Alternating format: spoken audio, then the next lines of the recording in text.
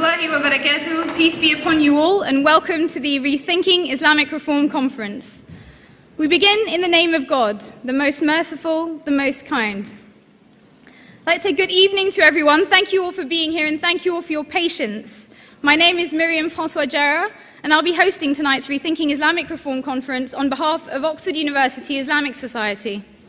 I'd like to extend a warm welcome to our esteemed speakers, Sheikh Hamza Yusuf with us all the way from the Zaytuna Institute in California, USA, and Professor Tariq Ramadan with us all the way from the Oxford University Middle East Centre up on Woodstock Road. First off, I'd like to extend a particularly warm welcome to our guests who have joined us this evening from across the globe. Some of you have travelled almost as far as some of our speakers, from as far afield as Australia, America, Tunisia, Sweden, Malaysia, Indonesia, Cambodia, Switzerland, Poland, Holland, Norway, and Bradford. We're grateful to all of you for your presence here tonight. We're also delighted to welcome our professors and fellow students from Oxford University, as well as our fellow academics from universities such as Cambridge, Sussex, Warwick, SOAS, LSE, and many more. We'd also like to thank the governmental institutions present here tonight, such as the Home Office, the Foreign and Commonwealth Office, the US State Department, and diplomats from numerous embassies, such as the American, Egyptian, Saudi Arabian, and Indonesian embassies. We're also grateful to have such a fantastic representation from the media here tonight, with the BBC, Channel 4, The Guardian, The Times, and many more in attendance. Also, a special thanks goes to Peter Sanders for putting his talent to tonight's photography. Finally, we're pleased to welcome representatives from every sector of civil society, whose presence greatly honours us this evening. Welcome all of you to Oxford.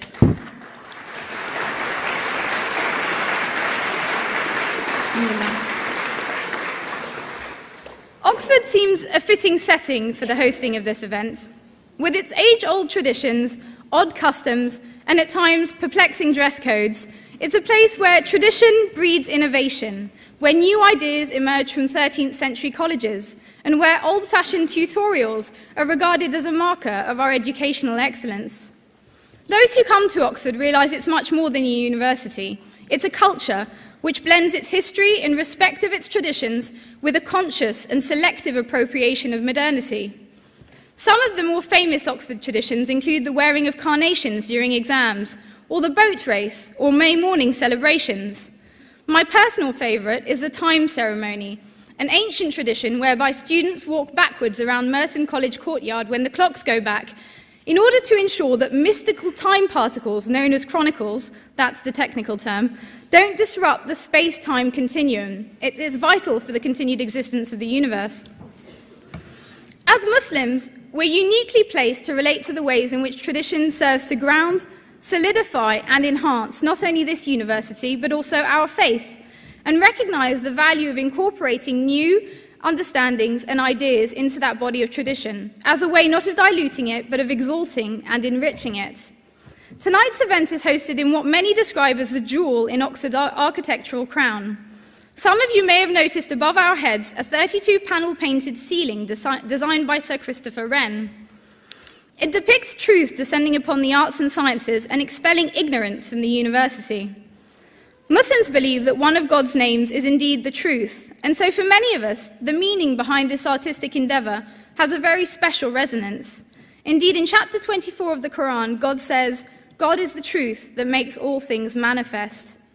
It is under this ideal of making truth manifest that the Sheldonian has hosted countless distinguished speakers and leading thinkers, from the Queen to the Dalai Lama and Mother Teresa.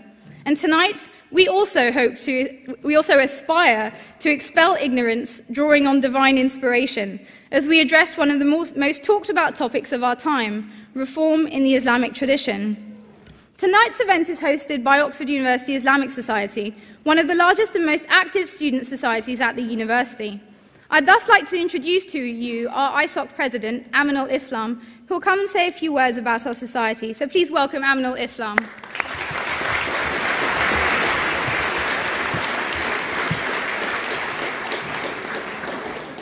Good evening, ladies and gentlemen. It is an honour, as the president of the Oxford University Islamic Society, to be able to welcome you all here today the most prestigious of venues, for what is most certainly a magnificent occasion. My task here today is to introduce us, your hosts, the Oxford University Islamic Society. I'm meant to explain who we are, what we do, and how we fit into the university at large. But I would like to take an unconventional route, if I may, by first drawing attention to our attire this evening, the so-called sub-fusk, the official academic dress of the University of Oxford. The sub-fusk is an integral part of any Oxford student's life, and we wear it during ceremonies or events of great magnitude. We wear it when we matriculate and are accepted into the university. We wear it when we graduate from the university.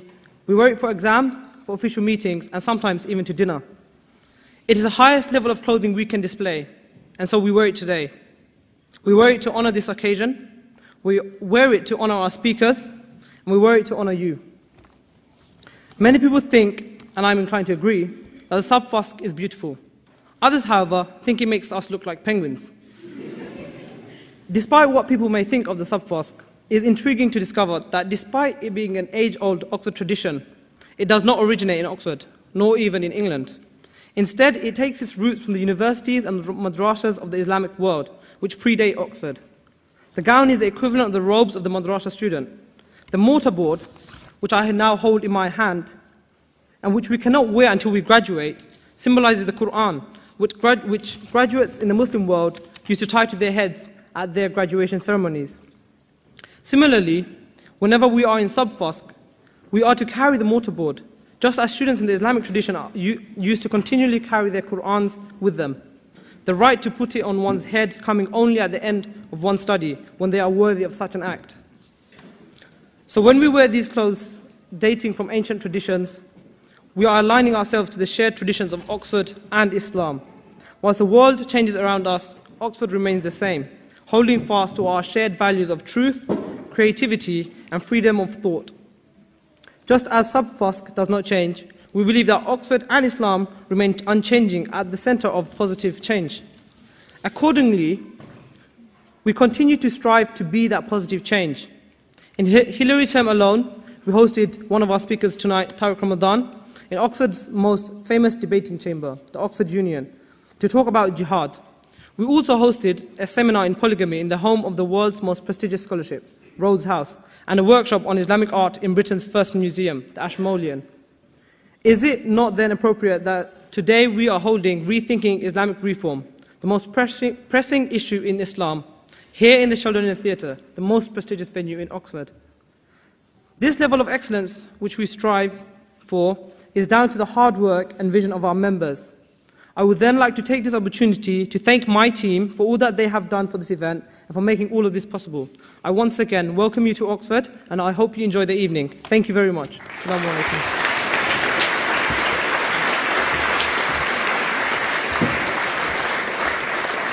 Thank you, Aminul. Tonight's speakers are more remarkable than my short introduction of their achievements could possibly convey. But obviously, I'm going to give it a go. Hamza Yusuf is one of the leading Islamic thinkers and speakers in the Western world today. After converting to Islam at the age of 17, Hamza Yusuf studied with some of the most notable scholars in the Arab world for over a decade, receiving a number of teaching licenses in classical Islamic subjects. Following this, he returned to the US to earn degrees in healthcare and religious studies. His years of meticulous traditional study, intellectual rigor, and eloquence have placed him at the very forefront of Islamic intellectual discourse. In 1996, Sheikh Hamza co-founded the Zaytuna Institute in California, which has established an international reputation for reviving the study of classical Islamic studies in the West, and has since become America's first ever accredited Muslim college. As one of the most recognized and respected voices, Sheikh Hamza regularly delivers lectures at venues drawing tens and thousands of supporters. He has advised both the White House and the Arab League, and most recently was a guest speaker at Tony Blair's Faith Foundation. We're deeply honored to welcome Sheikh Hamza to the stage.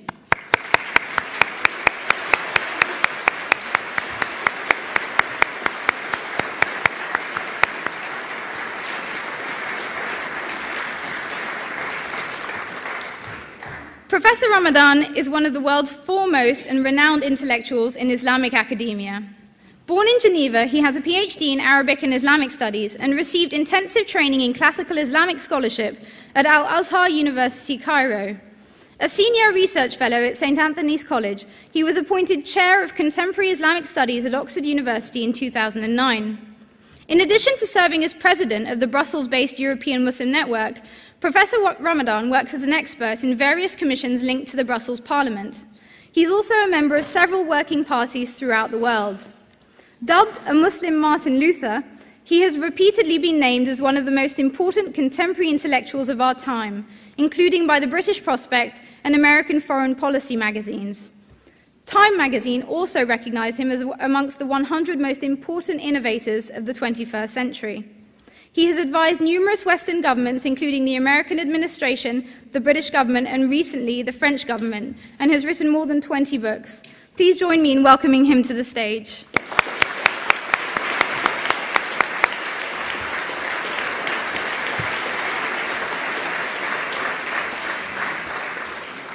Tonight's event will be chaired by head organizer and former ISOC president himself, Imad Ahmed. I'll hand over to him now to present tonight's topic. Welcome, Imad.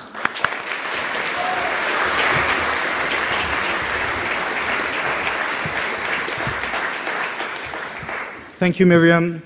Actually, Miriam is one of our stars in the Islamic Society. She is our media representative and regularly represents us on many pertinent issues to a variety of media outlets.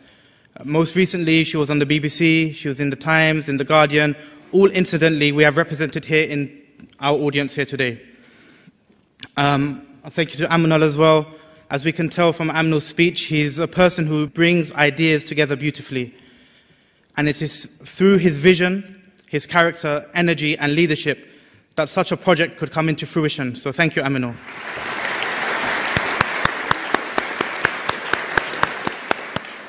Now, moving on to the event itself, it's strange to think that this just started as an idea amongst some friends, and now it's turned into something of this magnitude. Our distinguished audience on the floor, with representation from the government, policymakers, think tanks, scholars, and community leaders, is a testament to how important the question of Islamic reform has become. Yet the notion of reform itself, despite being one of the most oft-repeated, remains ill-defined. The title of our conference itself is a victim of the ambiguity that surrounds this discourse. Indeed, in a conversation that we had with Sheikh Hamza a few days ago, he began to unpack the title, Rethinking Islamic Reform. Well, what do we mean by reform? Do we mean theological reform, political reform, structural reform? And what is inherently Islamic about the reform that might take place or should take place? And to use the word rethinking, when we say rethinking, are we implying that reform has been sufficiently thought about such that we need to think about it again? In spite of the lack of clarity as to our definitions, this catch-all term of reform has spurred many projects with diverging aims and contradictory trajectories, often with institutional support and indeed governmental support. Some have considered the efforts of many reform projects to be wholly counterproductive, if not inattentive and offensive to the Muslim community. Most recently, a House of Commons committee highlighted the sensitivity of the issue, reporting that much of the effort towards reform had been stigmatizing and potentially alienating to the Muslim community that these projects were claiming to serve. In fact, we are pleased to have Dr. Phyllis Starkey, who headed the publication of this government report, here today in our audience. Now, I know you don't want to see me here speaking for much longer, so I'm about to go, but just before I go, please allow me to outline the questions which this conference aims to answer. They broadly fall into 4 strands, so I'll go through them in turn. Firstly, what is Islamic reform? What is legitimate Islamic reform? And where are its spheres and its remits? Secondly, why have Islamic reform projects thus far been met with distrust and trepidation from the Muslim grassroots? We would like this answered with a special reference to contemporary reform initiatives. Thirdly, what is the interaction between Islam and the political, social, religious and cultural discourses surrounding it, if any? In other words, is the call to Islamic reform being affected from the outside, or is it an impulse that comes from within? And finally, and perhaps quite pertinently with the new government, with our new coalition government, what roles, if any, should governments play in Islamic reform, and what are the challenges they face? To answer these questions, may I ask our first esteemed guest speaker, Sheikh Hamza, to take the stage. Thank you very much, Sheikh Hamza.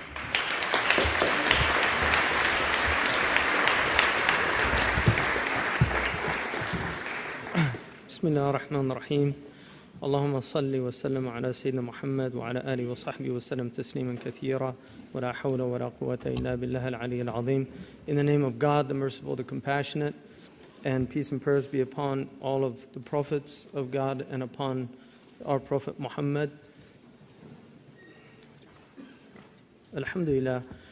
I'm going to try to address each one of these points that I've been asked to address, but before that, I'd like to preface my remarks by talking about a specific problem that we have when we look at the Islamic tradition, when we look at Islam as a faith, and when we are addressing an audience that contains both peoples from the Islamic faith of various, obviously, types and backgrounds, and then of Western people.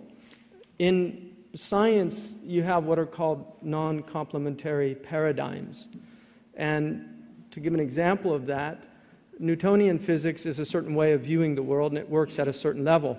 But if you attempt to apply Newtonian physics to quantum mechanics, it doesn't work. You have a non-complementary system attempting to address things that are very different and need a different language to describe them and a different theoretical basis to make sense of them. In many ways, the post-industrial, increasingly postmodern Western liberalism is akin to quantum mechanics, and the Islamic tradition is more akin to Newtonian physics. And so when the two of us attempt to talk, we're speaking completely different languages. And it really creates a massive barrier. Let me give you one example. One of the fundamental premises of the Islamic tradition is that human activity has metaphysical impact, that what we do in the world is actually reflected back to us through the world. So natural disasters are not seen as simply events that happen because of tectonic plate shifts, but there's actually a relationship between human behavior and between what is happening in the world. For many, many Western peoples now, that idea is a quaint, superstitious, historical idea from a previous time, something very difficult for Western people to actually relate to. One of the problems with that idea, however, and I do put this caveat, is that many Muslims will use that as a way of pointing the finger at people and saying, this is why it's happening. You're an evil person and therefore God is zapping you. That is also a major problem because there's nothing in the Islamic tradition that permits one to do that, because it is arrogating to oneself the judgment of God, and that's simply not in the realm of a human being to do. And so that's a very important point. Another aspect that is very difficult for, I think, Western peoples to relate to is the fact that the primary texts of Islam are 1,400 years old. And it is very difficult for Western people to understand how you can use a text that was written 1,400 years ago to have anything to do with modern legislation. This seems really quite incomprehensible for many people. And to give you an example, in the United States, we have a 200-year-old document. It's actually older than 200 years, but we have a document that is a little older than 200 years called the Constitution. It's the basis of our legal system. In the arguments that we have in the United States of America, we have arguments around what they call strict construction and loose construction, how we interpret the Constitution, originalism versus a living Constitution, the idea of what's called textualism in our tradition, intentionalism. What's the intent of the framers when they said these things? And should we base it on their intent, even though they were speaking 200 years ago in a very different context? Or is it a living constitution that can be reinterpreted based on the changes of time? The Founding Fathers didn't really leave a lot of explanation of how they wanted it to be understood, although there are some remarks. Thomas Jefferson said that you can't expect an adult to wear the coat of a child, and countries grow, and therefore our understanding will grow, and there needs to be changes. But he also said, but don't allow the Constitution to be wax in the hands of the government to where they can shape it to fit the way they want. This dilemma that exists in the United States is very similar to the dilemma that Muslims are going through today. There are many Muslims that are arguing for a living Quran as opposed to a type of textualist approach or intentionalist approach to the Quran. How do we interpret the Quran in the light of modern society? Now, the reason that I really wanted to drive that point home is because the problems of law and language are perennial problems. We still study Plato because Plato raises questions that are still pertinent to people living today. We still study Aristotle because Aristotle also addresses issues that are pertinent to people today. And so, in light of looking at the past to illuminate the present, I would like to honor a graduate of Oxford and an Oxford Don who I really like. And that is the great Arnold Toynbee. Arnold Toynbee studied at Balliol College, and I'm speaking about Arnold J. Toynbee, not the great economist of the 19th century who also has that same name. Arnold Toynbee wrote an essay in 1947 called he wrote a series of essays in a book called Civilization on Trial. One of the things that he said in that book is that when civilizations are confronted with challenges, they tend to respond in different ways, and their responses will determine their success or their failures. But he said one of the common characteristics of a civilization when they're under great stress is to find what he called bugbears, people to blame for their problems. And he mentions now the capitalist West, it uses communism. He said in the divided world of 1947, communism and capitalism are each performing this insidious office for one another. Whenever things go awry in circumstances that seem ever more intractable, we tend to accuse the enemy of having sown tares in our field and thereby implicitly excuse ourselves for the faults in our own husbandry. This is, of course, an old story. Centuries before communism was heard of, our ancestors found their bugbear in Islam. As lately as the 16th century, Islam inspired the same hysteria in Western hearts as communism in the 20th century. It's very interesting in this same essay that he actually argues that Islam is also going to become a problem again. And he addresses what is very fascinating to me, the fact that Islam is up against the wall vis-a-vis Western civilization. And because it's up against the wall, it responds in one of two ways. He calls one of the responses Herodianism and the other Zealotism. Herodianism, he said, is mimicry. It's attempting to find the secret of the people that have conquered you and to become like them. This is the Japanese response to the post-World War situation where the Japanese now have better rock and roll than the Americans. They can imitate Elvis Presley. Even their prime minister, when he came to America, he wanted to go to Graceland. That was the first place that he asked George Bush to go to, and he actually did go and visit because he apparently is a great fan of Elvis. They have some of the finest classical musicians. This is very common for conquered peoples to imitate those who have conquered them. This is why Native Americans are often the last people wearing cowboy clothes, literally wearing the Levi's and the cowboy. They will embellish it with traditional beads and things, but This is something that happens. But he says the other response is zealotism, which is an attempt to fall back on the past in this rigid, nostalgic structure. And he identifies 3 places where he feels that this will be the biggest problem for the West in dealing with the Muslims. Saudi Arabia, Afghanistan, and Yemen. And it's quite stunning that he did this in 1947, and I would attribute that to the Oxford education. So we're looking forward to such prescient understandings of the future from these young Muslims that are coming out of here. But one of the things that he says is that the problem with Herodianism is that the mimicry is always pale imitation. They can never become really as good as those that they're trying to imitate. And he says the problem with zealotism is that it is invariably a dead end, and it comes to a failure. Now, in terms of looking at Islamic reform today, I have a problem with the word, and I clarified it with Dr. Ramadan, and the word that he understands reform is islah in Arabic, which is a good Arabic term. Islah is the idea of rectifying something after it's corrupted. And it's a good word because the Prophet Muhammad ﷺ actually used that word when he said that he said, "Blessed are the strangers," and he was asked who the strangers were, and he said, "They are people who rectify my sharia, my way, after people have corrupted it."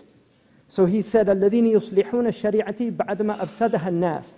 The importance of that tradition is 2 things that can be immediately gleaned from it. One is that his sharia does get corrupted by his own testimony, that it can be misunderstood, it can deviate from its original intentions. But then the other thing is the need for people to rectify it, this islah, this idea of rectifying it. Now, the problem for me with the language, reform is more of a Christian term coming out of the Protestant Reformation, which was a response to the abuses. And I know it's the most radical of the Protestant Reformation came out of Switzerland. So so Zwingli was actually more radical than Martin Luther. But the end was the banking state of Switzerland, and this is often the danger of reformations, because there's a wonderful statue of Calvin in Geneva, because the bankers loved the fact that the Protestants allowed for usury, whereas the Catholics opposed usury, and now we're living in a world that is economically disintegrating before our eyes because of this hegemonic banking madness that is so out of hand.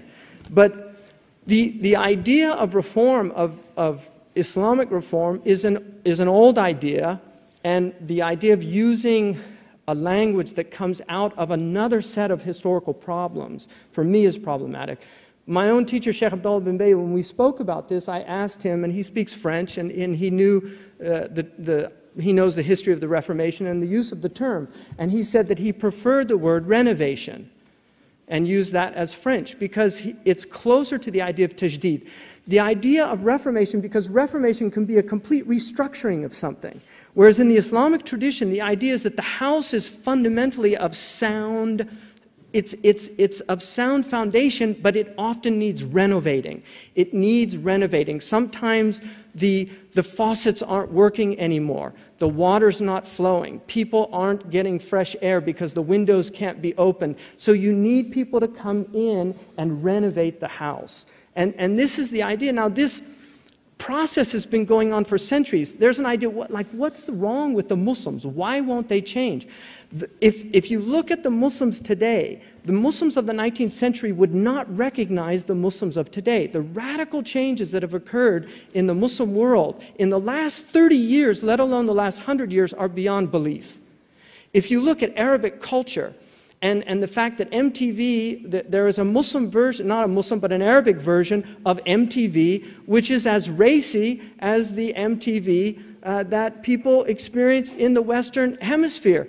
Now, people like an Osama bin Laden, who turns that on and sees that, literally will pull their beards out because it's incredibly traumatic to see something like that happening in their culture.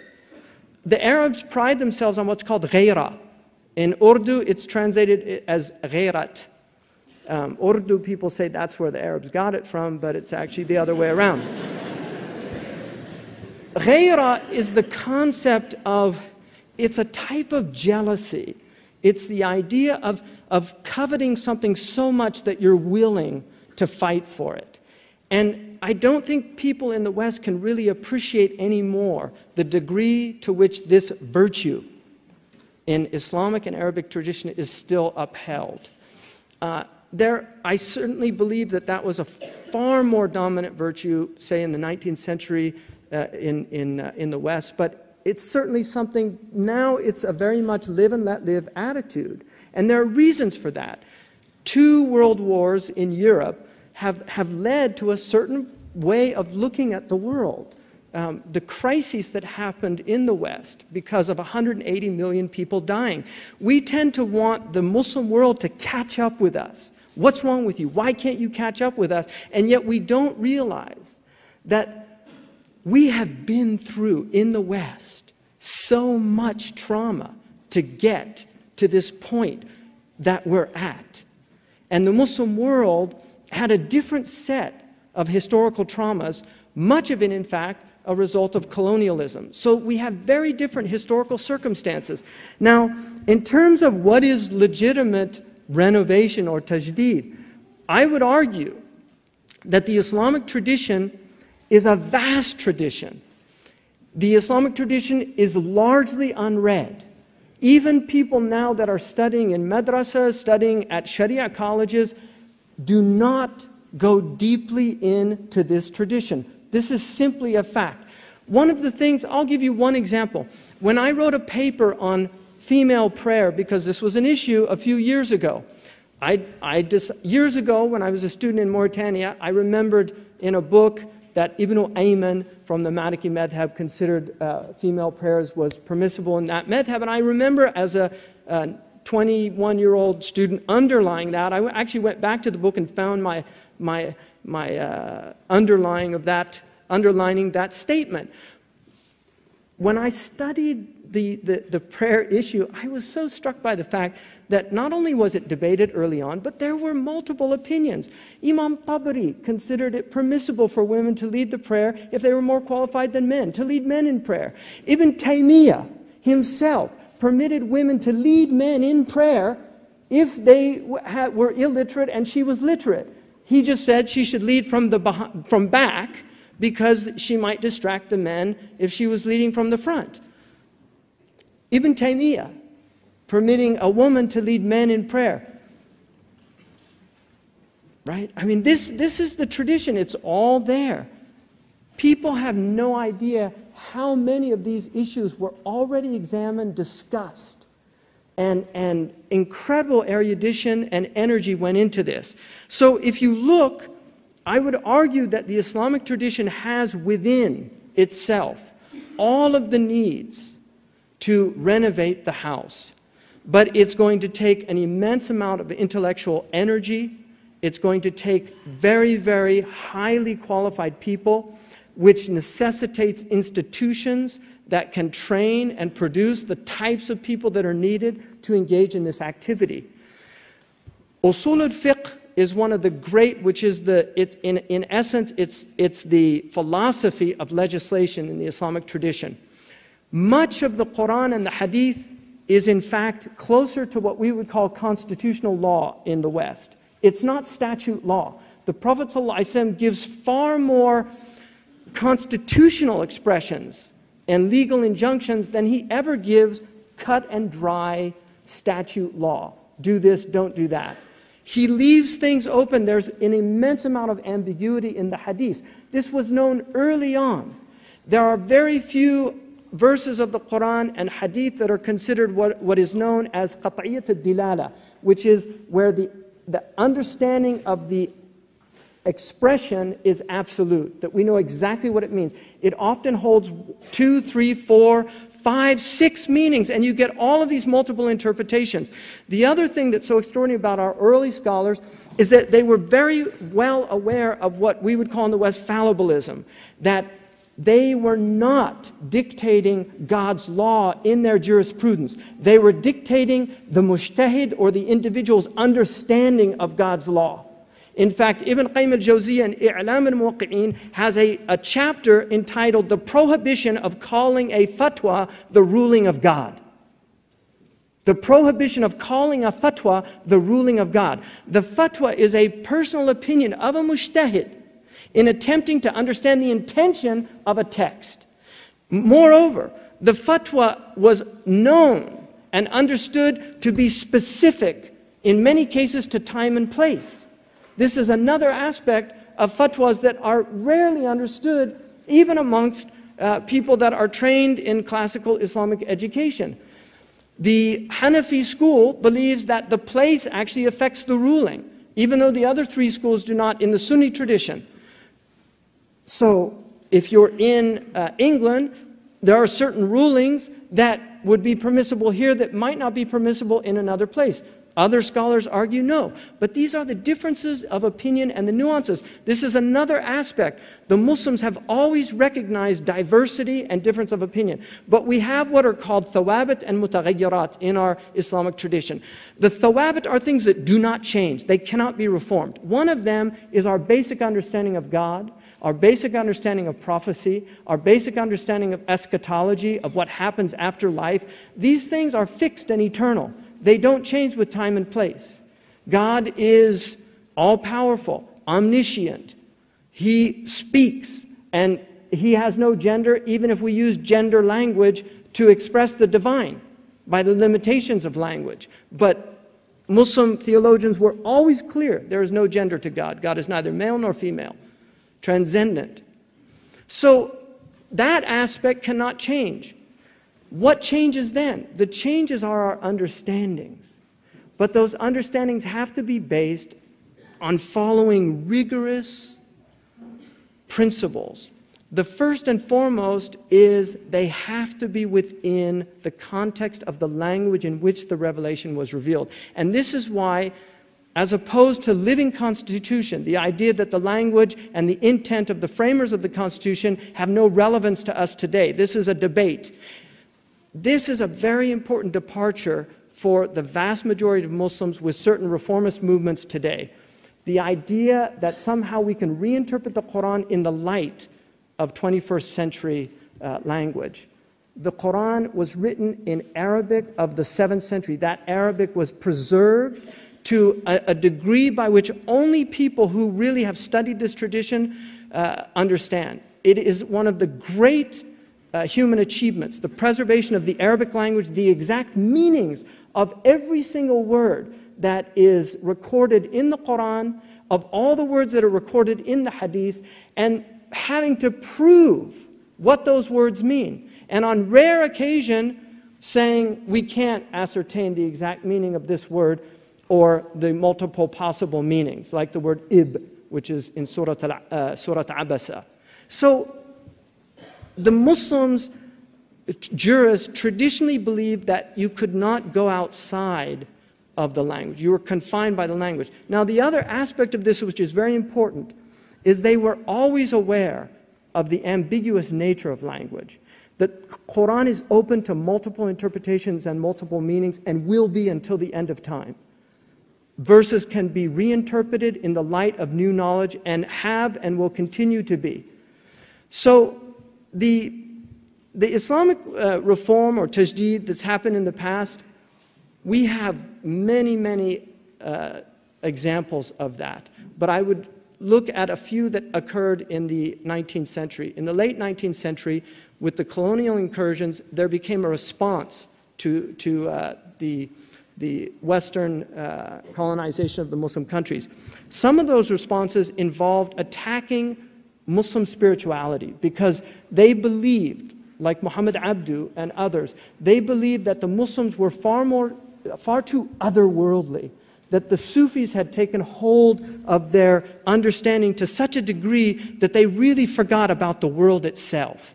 And so the emphasis then was to focus on the political, the economic dimensions that had been ignored for so long. And so you got these reformist movements that were essentially political and economic attempts at redressing the real problems in the Muslim world, educational problems, the fact that things like engineering were so widely ignored, attempting to redress the problems of Muslim universities. Al-Azhar is a good example of that. Al-Azhar was traditionally only where people were trained in Islamic tradition, and now it is a multidimensional, multifaceted university. That was an attempt at reforming the problem of limiting Islamic universities simply to the subjects of Islamic tradition. Then you had the political movements of which Dr. Ramadan's grandfather was involved in on his maternal side, Hassan al-Banna, who was part of that tradition of Rashid Rida, who was also one of the reformist trends that occurred in the Muslim world. Ben Badis, who is affected by that in Algeria, so you have a complete reformist agenda in Algeria, and then you have al-Fasi in Morocco.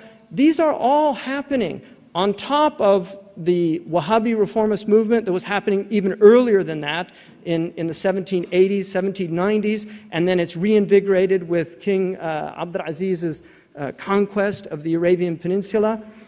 These are all attempts at reform, of dealing with the collapse of the Muslim sovereignty and the Muslim ethos. One of the great traumas of the Muslim world was in 1924 when the Ottoman Caliphate officially dismantled. There was a conference in Mecca that was done to reestablish it, to appoint a new caliph. The head of that conference was Muhammad al-Zawahiri, who was the grandfather of Ayman Zawahiri, the companion of Osama bin Laden. He was the Sheikh al-Azhar at the time. I mean, this is quite extraordinary. Ayman Zawahiri's grandfather on his maternal side wrote the Egyptian constitution. He was one of the most important people in designing the Egyptian constitution. He comes from a very traditional, very aristocratic Egyptian family. So what happened between Muhammad Zawahiri and Ayman Zawahiri? I mean, how did that chasm occur to where you end up responding instead of the famous statement of Muhammad Zawahiri in 1924, after they couldn't elect a caliph in Mecca, he said, let's do the janazah prayer over, which is the funeral prayer of the Muslims, over the nation of Islam. That was Muhammad Zawahiri, his grandfather's response to the inability to elect a caliph. Now, what's happening now as you get this extraordinary postmodern environment that we're in now, where the internet has opened up all of this extraordinary exchange of ideas, and you have many, many Muslims that have migrated to the West, have imbibed Western liberalism, have imbibed many of the concepts of the West. They're struggling. There is a lot of soul-searching going on. We have, for instance, gay and lesbian people in the United States, and I'm sure here, but in the United States, we have gay and lesbian people who are born into Muslim families that want a gay and lesbian Islam. They want an Islam that is big enough to include the gay and lesbian community. And so there's a movement now there. You have people like Irshad Manji, who is also calling for this reform. The misunderstanding, I think the trouble with Islam today, becoming a spokesman for a certain type of progressive movement. The question is, why is there so much distrust and trepidation by the Muslim grassroots? I would say the fundamental reason is because Lord Cromer, and I don't know if he went to Oxford, but Lord Cromer, who was the governor of Egypt, a close friend of Muhammad Abdu's, said, a reformed Islam is not Islam. And I would argue that that is true and that's not true. It's true in that the fundamental thrust of Islam is that it was a reformist movement to begin with. Islam was redressing the problems that they saw inherent in Christianity, the sectarianism. People have no idea the number of sects of Christians that existed in the Middle East at that time. The Nestorians, the Jacobites, the Arians, the Byzantine Orthodox, the Catholics, all of these different groups The Malibari Nasranis, who are still in existence in India, had to flee to India, who were Semitic Christians like Ebionites. All of these differences. And then also the Jewish rejection of Jesus. So the Prophet Muhammad saw himself as coming to really reform the Abrahamic tradition.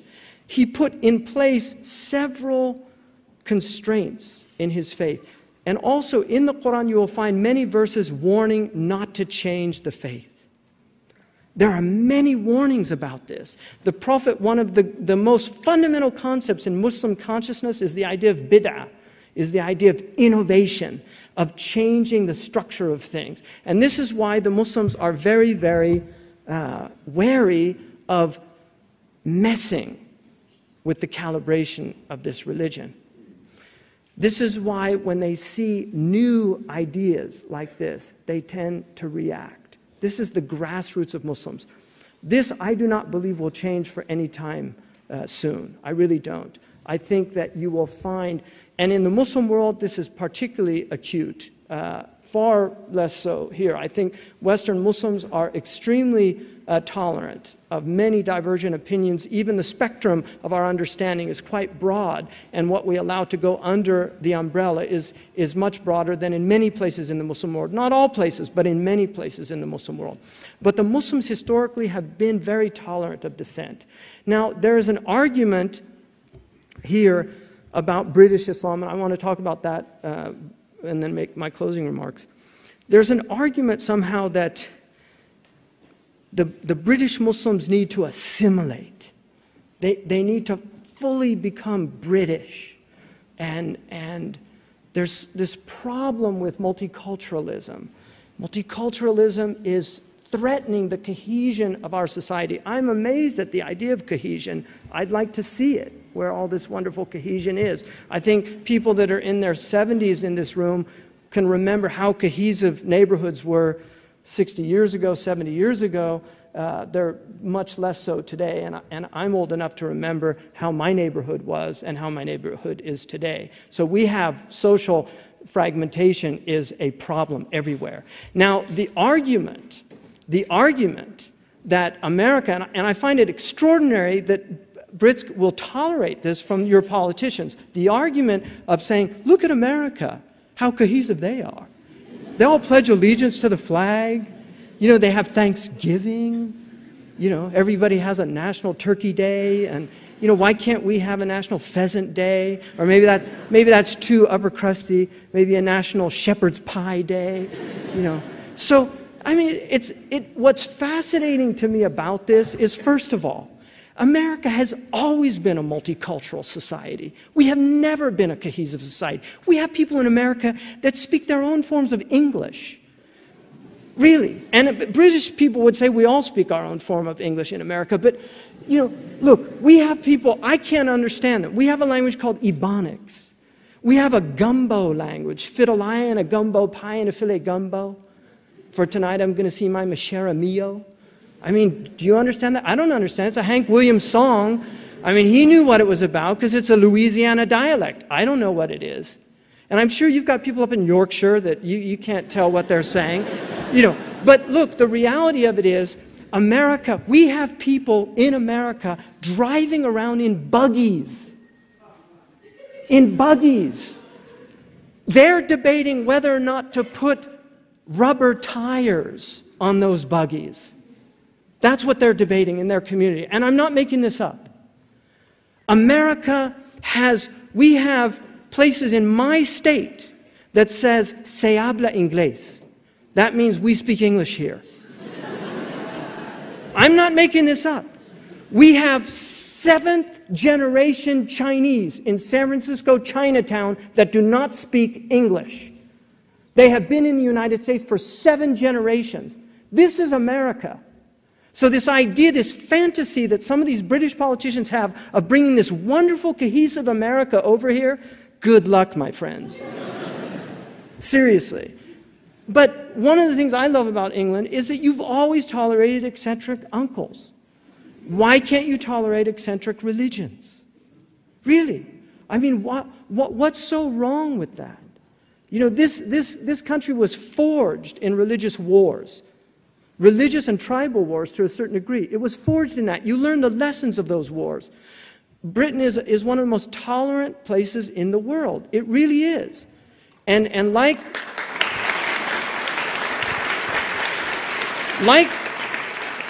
Dorothy Sayers, one of my favorite theologians, she's a mystery writer too, but she was also a good theologian.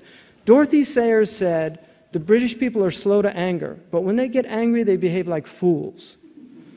And there's probably a lot of truth in that, but the fact that they are slow to anger, that's one of the most precious virtues in Islamic tradition, hilm, which is the ability to forbear others, to be slow to anger.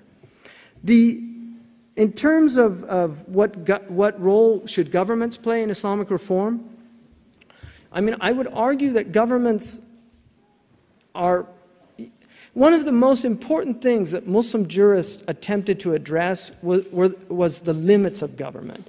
And Muslims traditionally were very libertarian in their approach. They did not like, our jurists did not like, they didn't work for governments. And we had a separation of powers in the sense that the legislative body was in the jurists, and the jurists were independently working. Islamic Sharia arises completely independent of government support. The great jurists were actually Malik, Ahmad ibn Hanbal, Abu Hanifa, Imam Shafi, all spent time in government jails. All of them.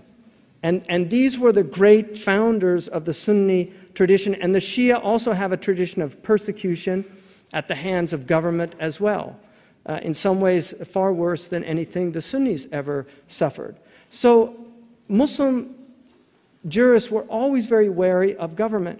One of the things about that, nothing taints a reputation more in our community than an association with a government. You lose your credibility. When I went into the White House, and I was just a guest, they didn't pay me, I didn't get any money. Maybe I should have asked for something because it was just, but that did more to tarnish my reputation amongst a large segment of the Muslim community, because Muslims are very wary of any scholar who associates closely with a government, and they always have been. And there's a reason for that, because governments never do that out of the graciousness of their goodwill. They co-opt.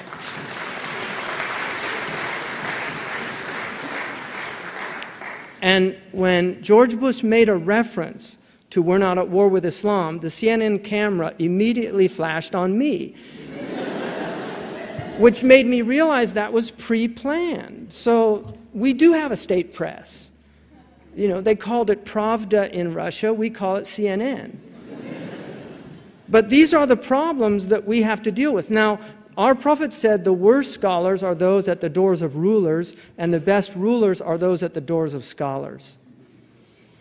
My own teacher, Sheikh Abdullah bin Bayya, said the first is restricted, and the second is absolute. What that means in Usuli language is that the first is not an absolute statement, because it's dependent on the intention of the scholar. When the Prophet said the worst scholars are those at the doors of the governments, wanting some personal gain from them. If they go there for the sake of God to advise those governments, then they're not from amongst the worst scholars. This is the type of understanding that needs to translate.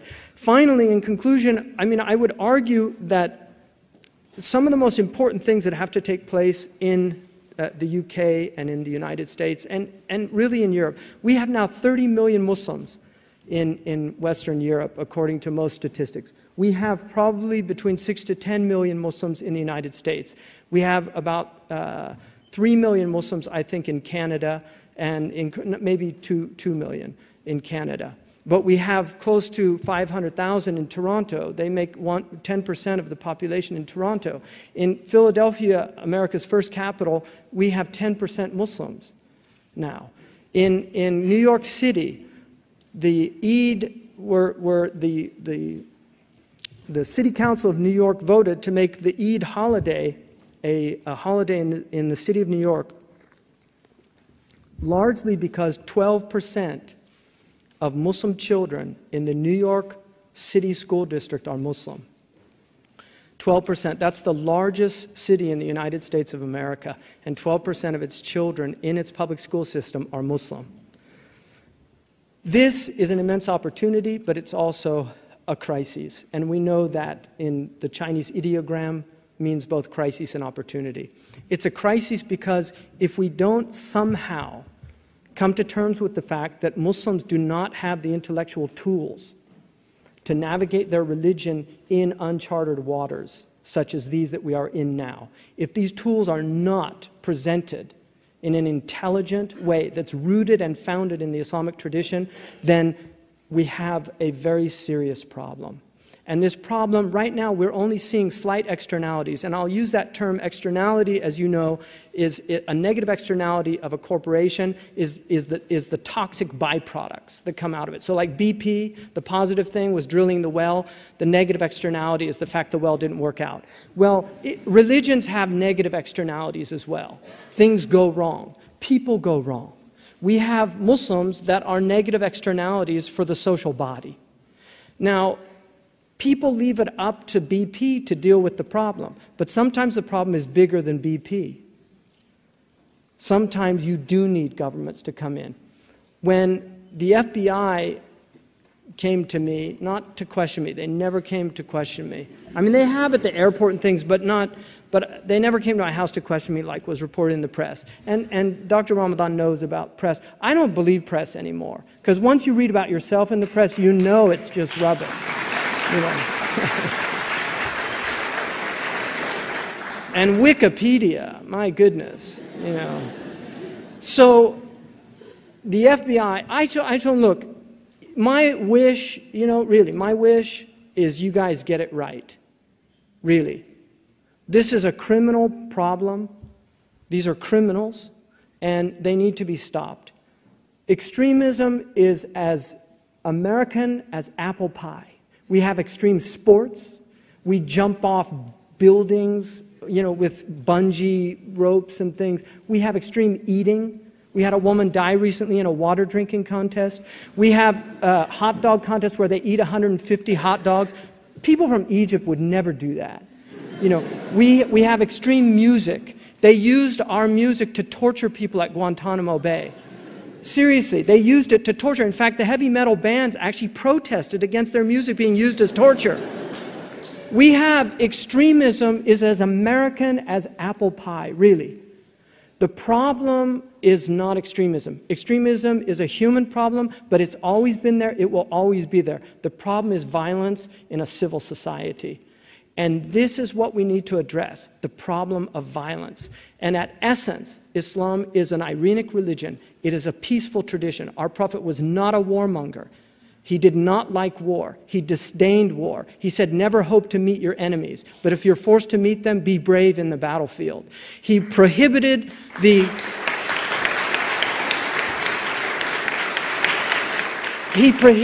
killing of civilians. He prohibited the killing of women and children. In the Maliki fiqh that I studied, the only time that you can fight a woman if she's a combatant on the other side. The Maliki jurists were so troubled by the hadith that they said, if you see a woman on the battlefield, run away from her.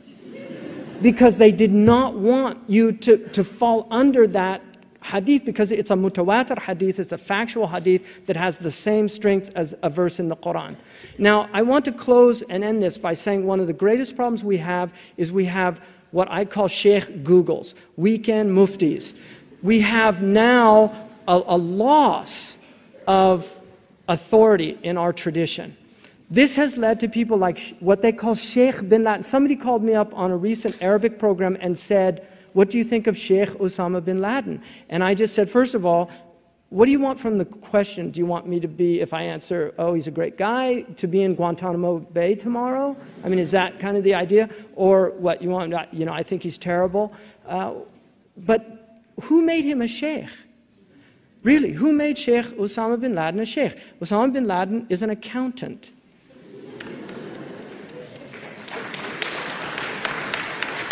Ayman Zawahiri was a pediatric surgeon.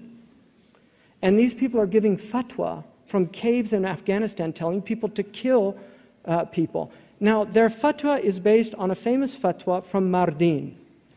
The fatwa that killed Anwar Sadat is the same fatwa. My sheikh and teacher, Sheikh Abdullah bin Bayya, recently held a conference in Turkey in the city of Mardin, which is where the fatwa was addressing an issue in that city. The fact that the ruler of that city was a Muslim but not applying Islamic law, and he was under the influence of the Mughals who were not Muslim at that time. He was asked, is this an abode of war or an abode of peace?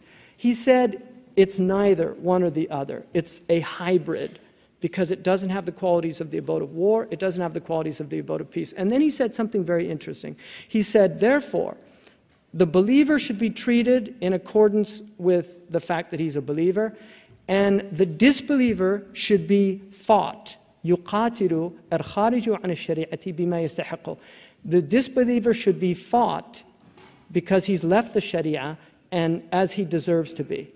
Now, Sheikh Abdullah bin Bayya, when that fatwa was read in Mardin, he said that can't be right, the text.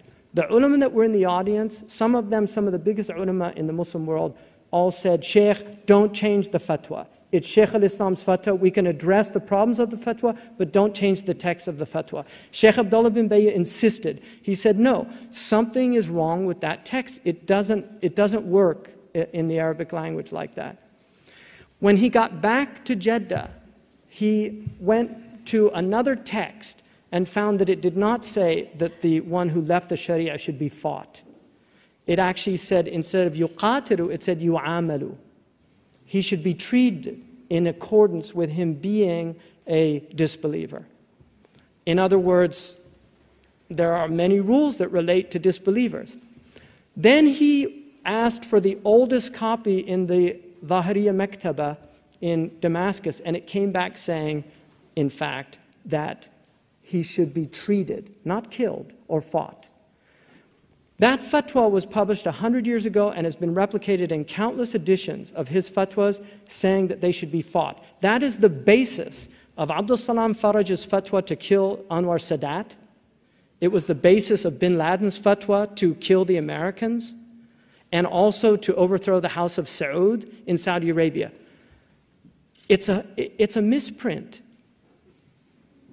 They've based an entire philosophy on a misprint in a text that occurred 100 years ago. This is a crisis in our community, the crisis of authority.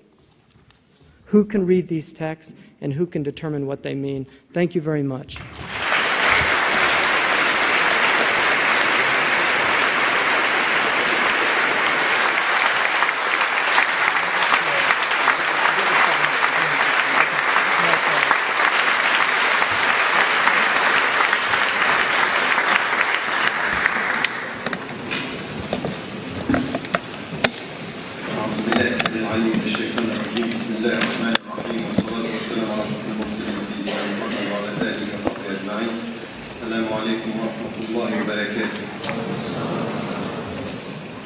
I just want to start by thanking the Oxford University Islamic Society for this evening. I think that all of us here, we should and we must thank you for what you have been doing and being able to just bring Sheikh Hamza Yusuf here in this country, in this city. He has been ill for the last few days, so thank you for being here, but thank you, students, for doing the job.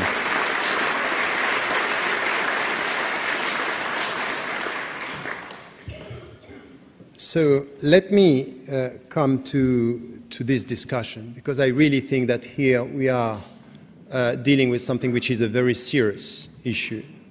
And as you will see, we may have some common ideas and disagreements on some of the topics and the issues, but I think that this is where Muslims around the world should come to a deep understanding and to open channels for intra-community discussions that are missing today and not done at the level which is needed. In fact, you know, when I went to Egypt to study, because it was not possible, and I think also that the future of Western Muslims to have institutions in the West, but I went to Egypt and I was with scholars, and in fact there is something common in our journey to Islamic knowledge is that born and raised in the West and going back to Egypt, for example, it was in Egypt for me, I went to traditional one-to-one courses with scholars and just what I wanted is just to get the knowledge and what we call in the traditional way of teaching ijazat, and this is what I wanted from the scholars. But there is one thing that I asked to one of the scholars, who is a very important scholar in Egypt, Sheikh al-Aqabawi, and I was with him and said, you know what I want to do in the fiqh field? I want to study mawdi' al-ikhtilaf. So what are the issues where the scholars did not agree? I want to understand why. What is the point? And we went through 60 issues on which the scholars are coming from the Sunni tradition, the Shia tradition, and within the Sunni tradition, the Shafi'i, al-Hanbali, al-Maliki, and others. And I wanted to understand how and why. Why first and how they were disagreeing and how they were dealing with the text. Why? Because there is something which is not disputable among the Muslim scholars and among the Muslims is that the text is the text and the Quran is the Quran. But we agree that there are many interpretations. So from the text, which is one text, there are many interpretations dealing with minds, environments, time, space, and that you have to take this into account if you want to understand. And the main point, which was very, very important for me, is that while I was studying at the same time with one scholar fiqh and with the other scholar usul al-fiqh, the point was very clear that if you take what is in usul al-fiqh, Shatibi was saying, 14th century, he was saying something which was quite important, which is in fact usul al-fiqh, the fundamentals of law and jurisprudence, are in fact the philosophy of law, the Islamic philosophy of law, which is behind the scene, which is the old framework within which we think about fiqh. And then you come to all these scholars that are disagreeing, and you understand something which is quite important. In fact, they were not reading the same way, but they had the same intention. And the intention was, how am I the more faithful to the very essence of the text? Not only in the way I read it, but in the objectives. What I want to achieve out of my reading. It's all about the same intention. So this is something which is important because if now we are speaking about reform, we have to ask ourselves, what are our intentions? Are we trying to be more faithful or still faithful? Or do we want only to adapt to a changing world, forgetting sometimes the very essence of our religion? So intention here is essential. So there is something which is common ground that behind the scene, all the scholars, if we accept and agree, and this was my position from the very beginning in this vast tradition, as Hamza Yusuf was saying, is something which is quite important, is that it is sincere scholars are trying to be faithful. And there are many ways of being faithful depending on your understanding, your minds, because sometimes you can be sharp and sometimes you can be superficial. But to try to be faithful when your mind could be superficial is still sincerity, that you have to acknowledge this. So here there is something which is the starting point of the discussion for me. And then the point was not only, as it was said, because when I wrote the book, Radical Reform, Islamic Ethics and Liberation, I got some, remarks and feedbacks coming from Muslims saying, oh, this is a Western viewpoint. I say, no, I'm sorry. It's not at all a Western viewpoint. It's for Muslims living today. It's for contemporary Muslims facing the challenges of their time in the West as well as in Muslim-majority countries. So how do we deal with contemporary challenges and how are we going to deal with them and try to find solution in that field? And then this is where you get something which is important. You can spend hours and years and a life studying the scholars and the way they were dealing with the texts and say, okay, at the end of the day, we must say something, which is in the vast Islamic tradition, the scholars agreed not to agree and that there are many interpretations and that's it. There is an accepted diversity in Islam. And then you stop here and you have to deal with literalists, the Salafiyya al-Harfiyya, the literalist Salafi, or the traditionalists that are following a very specific schools of law, or the reformist, or the Sufi, and that's it. But if you want to face up to the challenges of today, you may have to question the methodology. And the methodology is exactly what I went through, because I was focusing on for 20 years, even when I was dealing with contemporary challenges in the West, but not only in Muslim-majority countries, when we speak about, the political system, economic, even spirituality in Muslim-majority countries, because it's not as easy as it appears. And then people are saying it's easier to be a Muslim in Muslim-majority countries. It could be because you are listening to the call of prayers, but deep down, when we speak about spirituality, something which is the essence of life, it's not easy. In our contemporary life, spiritual faithfulness, it's very difficult. It's a challenge, wherever we live, in the West or in Muslim-majority countries. So the point here is, how do we deal with this, and how are we going to challenge that and understand in which way we can solve these problems and the crisis that we are facing? And then I came to something which is an inductive process, from the fiqh field to something which is the fundamentals of fiqh, usul al-fiqh, by saying this is maybe where we have to come back, and to come back to the essential. Because the fiqh dimension is very important, and it's quite clear, and this is true, that many Muslims today, they don't know about the vast, tradition of Islam, with so many different, opinions coming from scholars on very specific issues. Some are dealing with prayers, but about, women, about the way we are dealing with the environment, with culture, with music. There are lots of fatwa, legal opinions, that we are not considering because we don't know. We are not coming back to this. But is this enough? Is it enough to come back to the tradition to say we have so many opinions in specific issues? Is this going to help us to solve the crisis and the problems? My position is inductively to say no, we need more than that.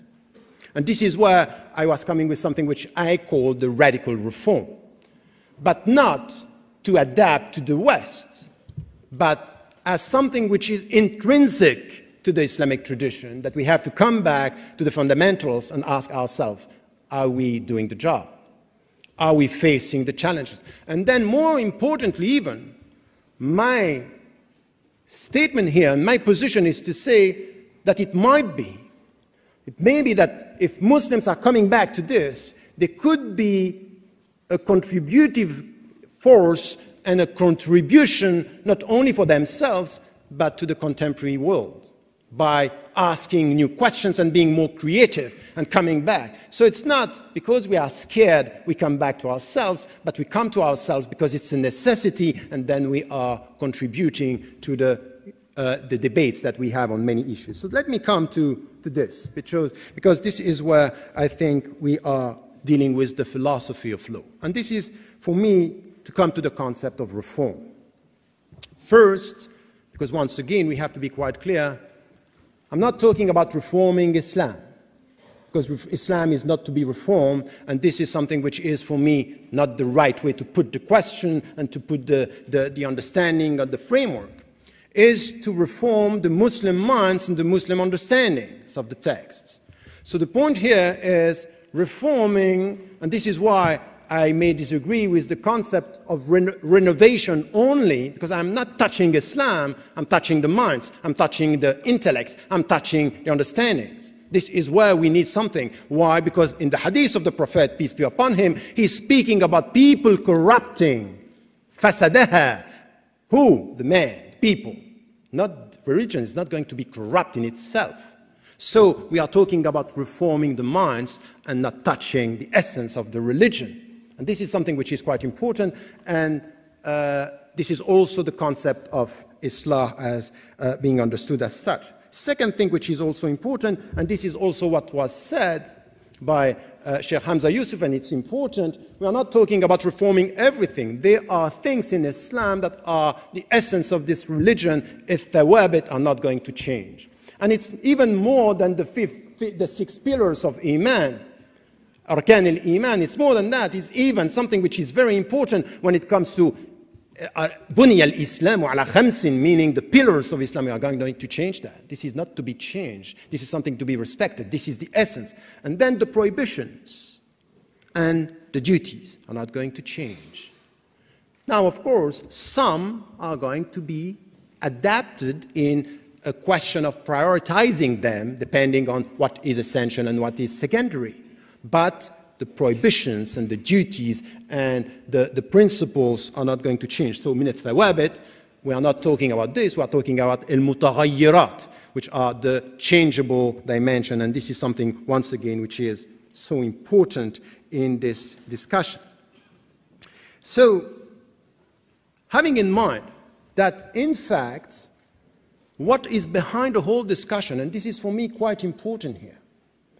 When am I talking about reform, and I will come to the terminology because it's essential. You cannot come to this understanding if you don't understand the very essence of some of the Islamic words and concepts.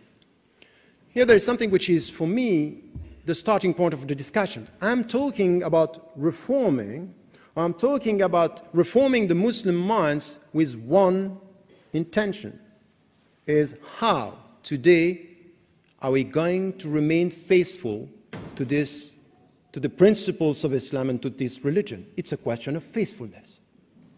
Am I faithful if I'm promoting a status quo? Or am I faithful when I'm pushing the people to rethink their understanding of the text, because times are changing and flying and spaces are also changing and cultures and environments. We have to deal with this. So the point here is the intention. The intention is faithfulness. And this is a very important point. The objective is, am I going to be faithful to the very essence of this religion today? And faithfulness is difficult. Faithfulness means that it's not only faithfulness with your heart, it's faithfulness with your mind, it's faithfulness with your actions within your societies, and individually and collectively in the society as a community. So here, the point for me is really to come to this, and this is why I understand that some Muslims, and even in the West, when, for example, I was talking about reform, say, don't use this word, it's coming from Christianity. I said, look, I understand why you are saying this, and we are just saying this with Sheikh Hamza Yusuf before we were talking here, but there is something for me which is quite important. I can understand that sometimes we don't want concepts coming from outside being imposed onto us. The point is it true with the concept of reform and some of the concepts that we have from the Arabic tradition and from even the ahadith and the Quran, Quranic verses that we have to deal with? Because it's true that sometimes if you think of yourself through the eyes of the others, you are alienated. This is the very meaning of alienation.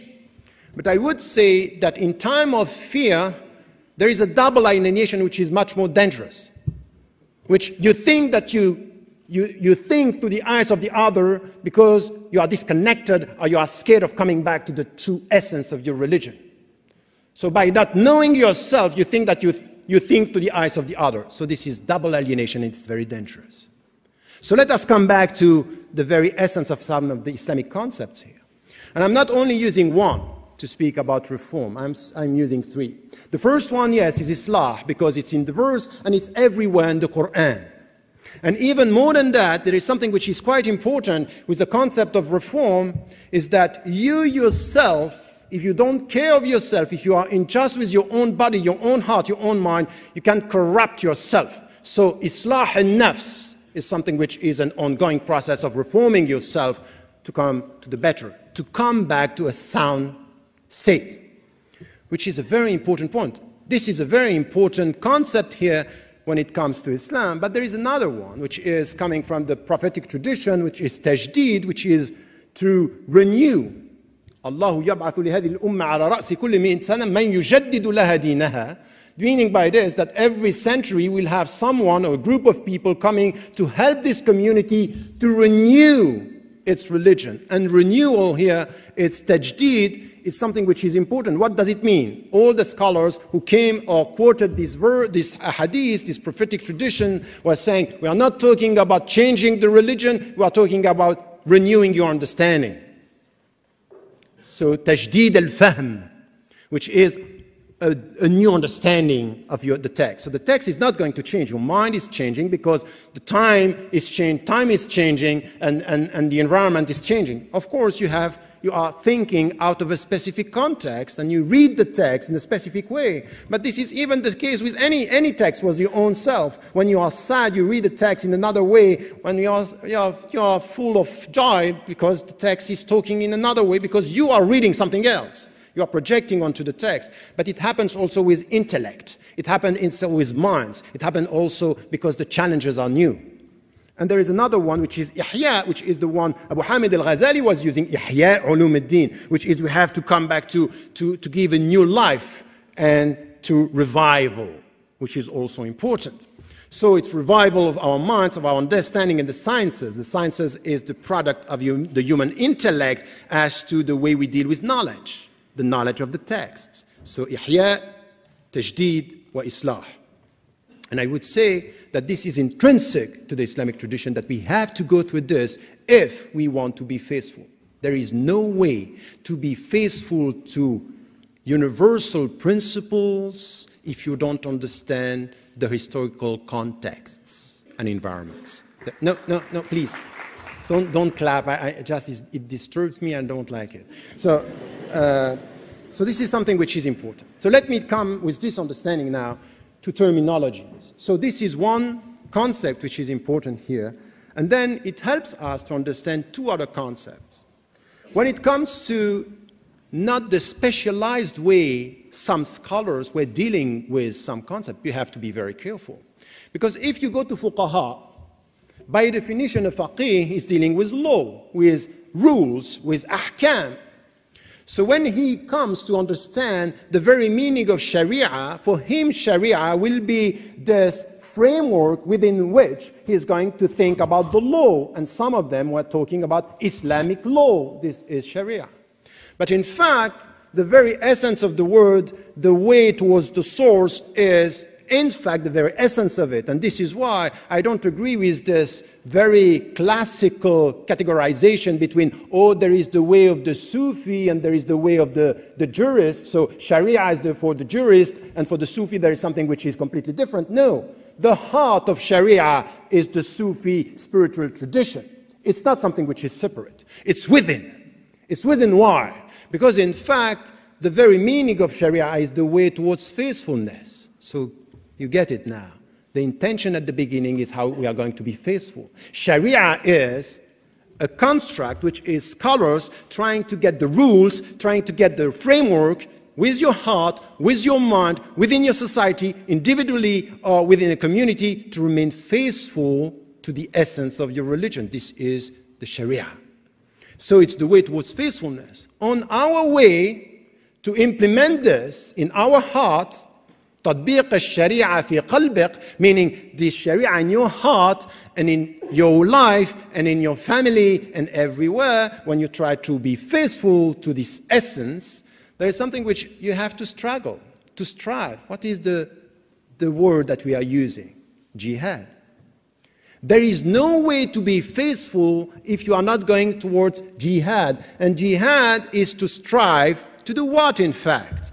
To resist what is bad in you, to resist what is bad around you, to do what? To reform it for the better.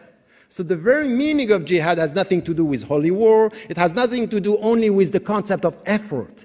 The very meaning of jihad is to resist in order to reform. It's a two-way process. You resist. Al-amr bil-ma'ruf wal-nahy anil munkar, meaning that you have al-munkar, you resist al-munkar, which is the bad thing, and then you try to reform it for the better. So this process is in fact the way you are going to reform yourself. You reform yourself by resisting the bad and going, why I'm coming to this deep understanding? Because there is a connection between the way you deal with yourself and the way you are going to deal with the world and to reform your understanding. So let me, with this, these are three words that I wanted to come back to in order to understand the whole dimension and to answer the questions.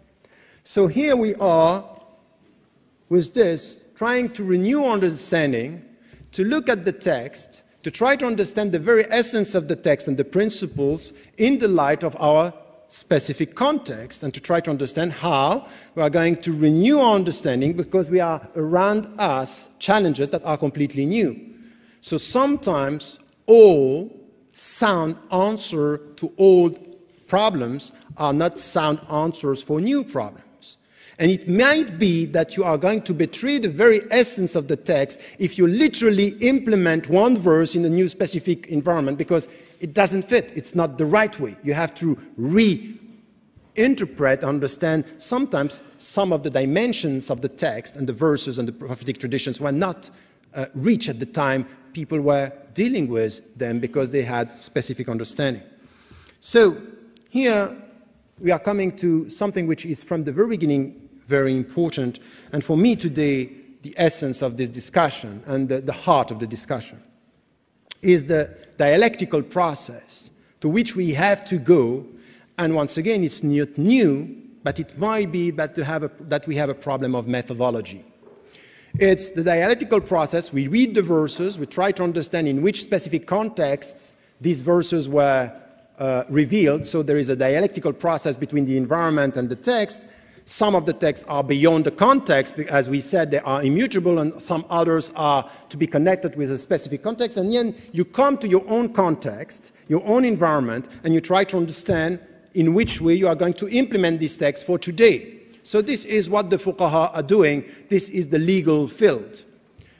But there is something which was implicit in all the traditions, and even beyond we had these schools of law, is to be able to come with a new understanding and to implement in the right way the text. You need to know the environment. So the knowledge of the environment was implicitly everywhere.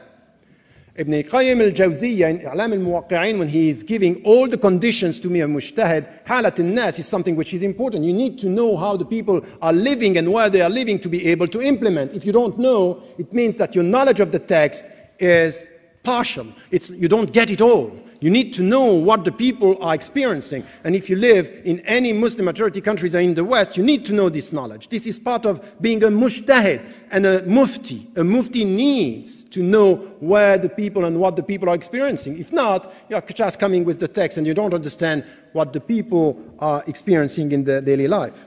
So there is something which is important here, is not only we need to get a good understanding, but there is something also which is quite important, is to get a critical understanding of the environment. And a critical understanding of the environment, it's important. Why? Because you need to know what are the pressure that the people are facing. Because today I have people coming to me telling me, oh, we need a reform, and the way they ask the question is quite clear that they are under the pressure of the surrounding society. They are not coming with the intention of faithfulness, they are coming with the intention to please power or dominant culture, the world. I say this is the way to be open-minded. So question your intention. What do you want? And this is something which is important. When you are in our situation, in the Muslim majority countries as well as in the West, you cannot just come and say, oh, it's a neutral question. I don't get it. There is no neutral questions. If you come and you work for a government and you come with a specific question, ask your intention. Who do you want to please? Because some government, as it was said, I haven't seen a government giving money, not only in the West, but in Muslim majority countries, they give money, they have a specific intention. So some Muslims here, and this is part of our environment. It's very important for us living in the West to know that some of our leaders, Muslims, they are so much under pressure that they are coming with the concept of reform which has nothing to do with faithfulness, which has to do with pleasing. And sometimes pleasing the Muslims because there is a state of fear. So it's a very, very important point here. So this is why we should never have scholars today working for a specific government, here or there. Never. Why? Because you are playing at a very, very dangerous. Very dangerous. So what I'm saying here, by saying never, is, once again, and I think that the point was very important here, question the intention of the scholar, because sometimes in a specific issue it's quite important to be close to the rulers, to be able to be critical, to be able to help them to be critical and to understand that. So, once again, not to be used by governments, and not only in our societies, in the West, in Muslim majority countries, not to take into account this pressure coming from the environment could be very dangerous. This is why scholars or people coming from within, they should be very clear on knowing the text, knowing the environment, but the atmosphere, the environment, the psychological dimension of the fatwa. And this is what I wrote in the foreword of the European Council. I said, be careful. It's a very good first step, but be careful. We're not dealing only with legal opinion. Legal opinions are dealing with psychology. And you have to take psychology into account when you deliver a fatwa. Because the pressure around you could be so strong that the psychological atmosphere could just distort the very essence of the fatwa when the people are taking it out of fear. It's a very important point. The psychology of the fatwa, the pedagogy of the fatwa in the context should be taken. So this is why it's not simple. It's a very complex issue. So when I'm talking about the context, I'm not only talking about the knowledge of the context.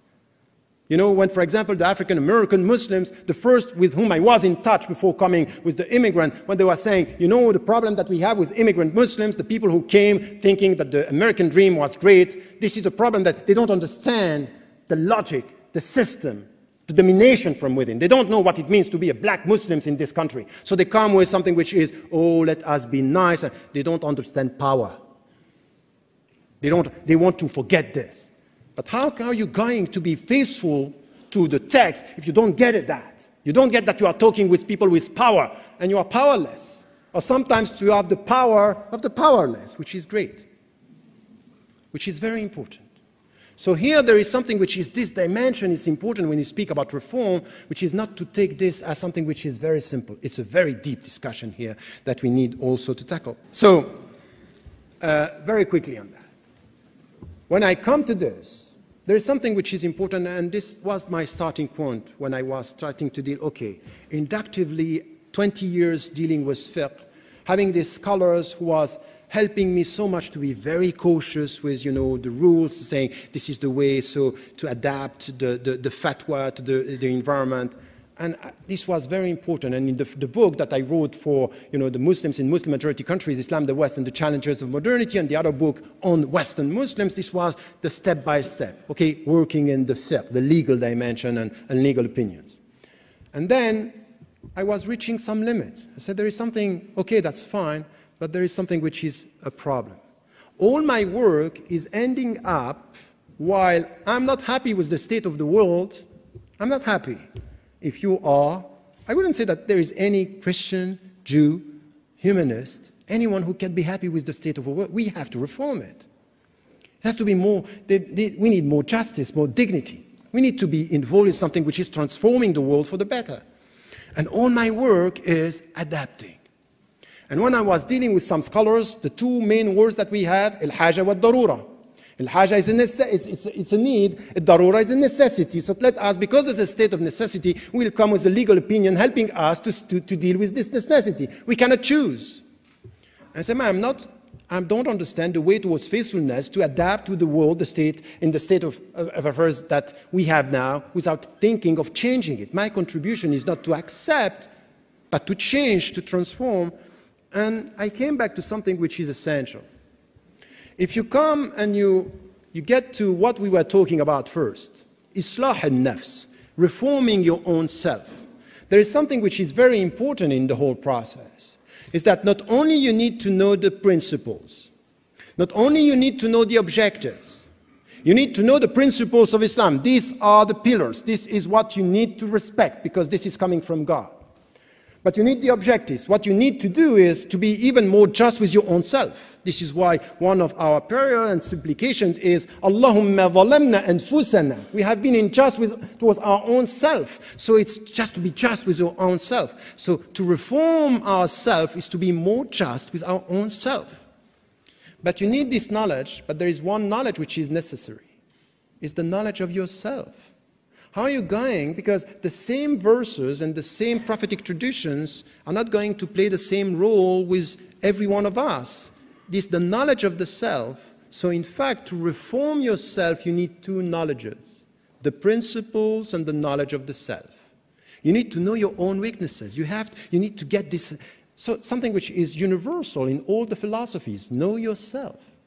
So Islah al-nafs wal-muraqaba, meaning that you are looking at yourself, watching yourself, means I'm trying to know myself and to change.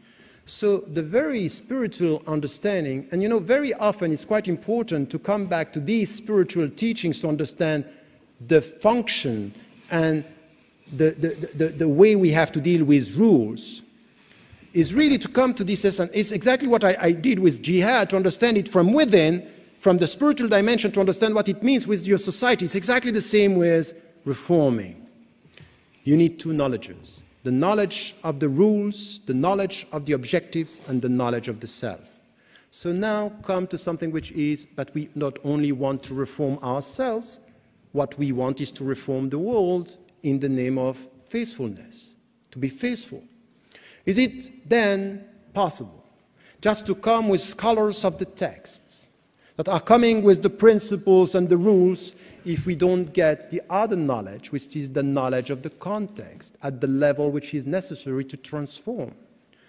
Because if you only go through the legal dimension, and this is what we are doing now, and this is why I think that we are facing a deep crisis, not only a crisis of authority, because I think it's a critical question, but a crisis of methodology, that the way we are dealing with the surrounding world, if you only come with the text and you try to catch up, to adapt, at the end of the day, by definition, anything which has to do with rules is meant to adapt to what it is, to what the state of affairs is.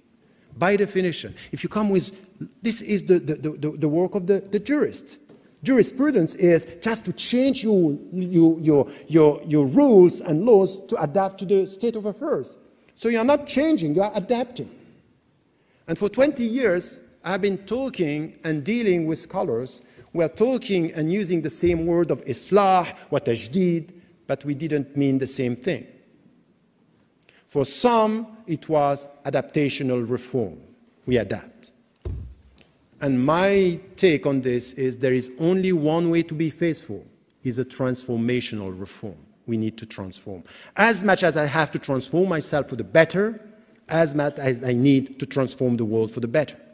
So I'm not talking about the immutable principles, I'm talking about some of the main things that we have to go. And this is why the point for me was really to come to usul al-fiqh and to say this is where we have to work. So quite quickly here, it's the double knowledge is to try to reach our objectives. And once again, the objectives that we have. And this is why I came back to the usul al-fiqh, which is the fundamentals.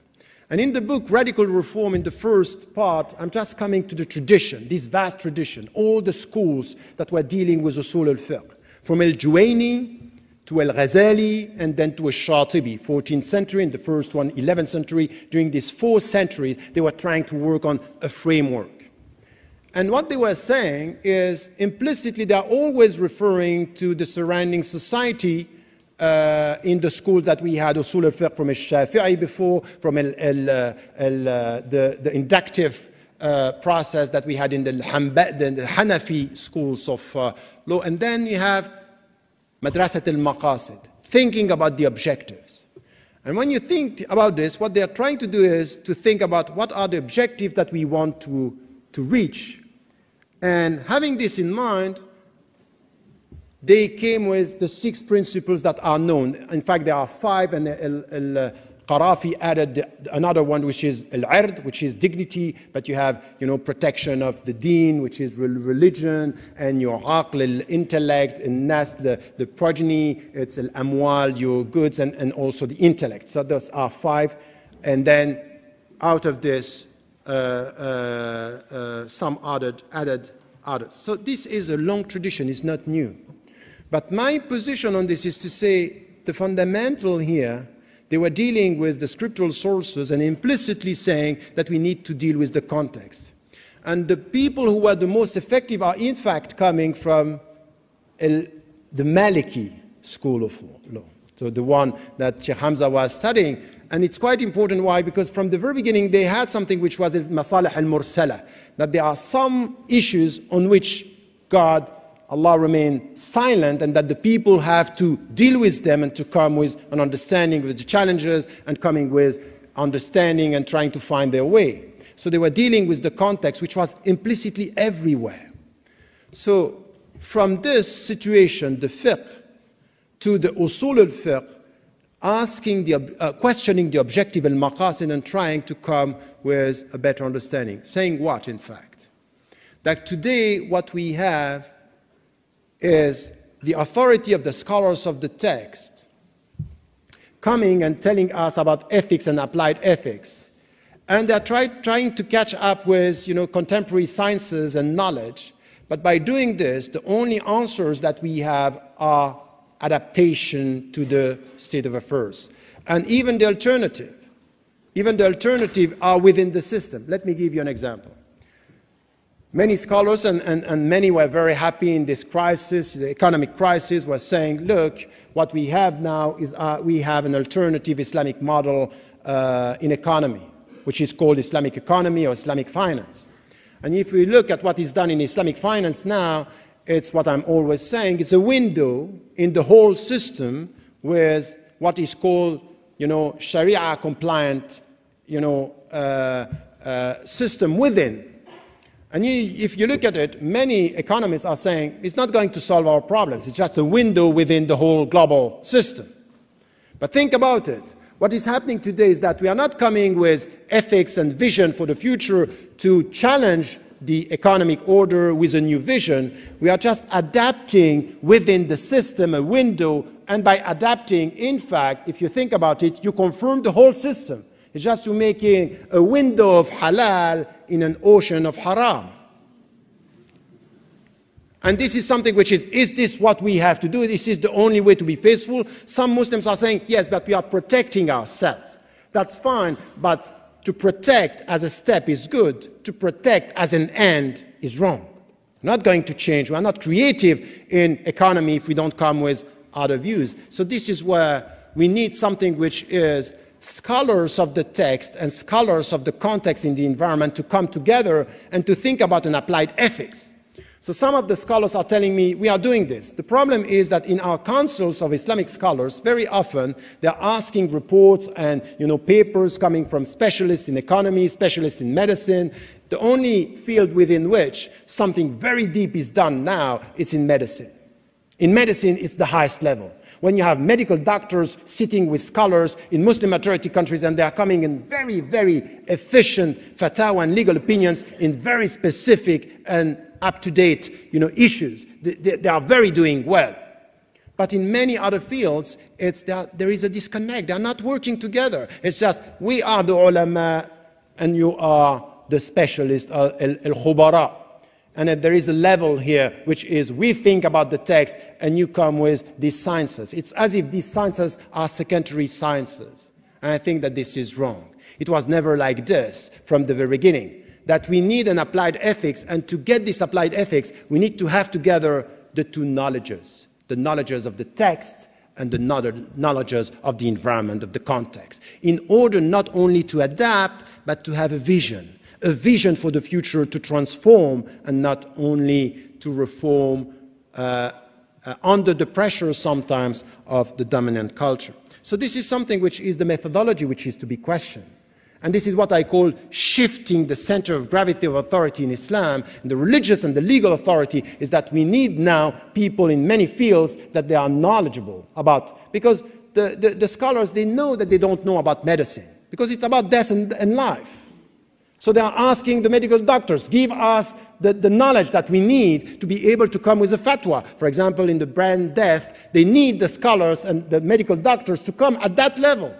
But in many issues, when it comes to society, when it comes to the relationship between power, it's as if we know all about it. So we are under the pressure. That's wrong. Human sciences, we need scholars coming from that field.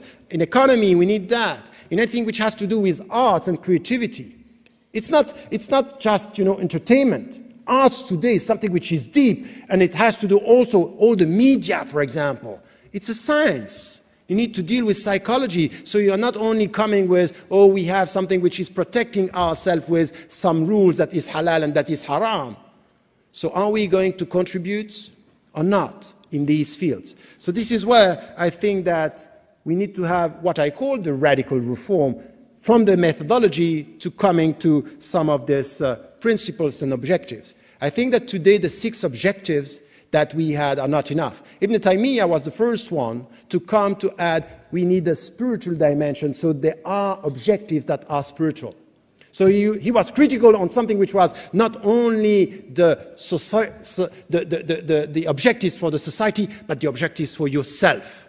And then we also need objectives when it comes to our societies as communities. We need to add objectives and principles to what was done by scholars in the Middle Ages. What they did was fine, but we need to add this. Why? Because our sciences and the world today is more complex than this. We just can't say you have to protect your religion, you have to protect your intellect. How come am I going to protect my intellect when so many powerful means can just change me and push me not to vote with my mind, but to vote with my emotions? We are dealing in a time of emotional politics, and then we have to come with something which is deep on that.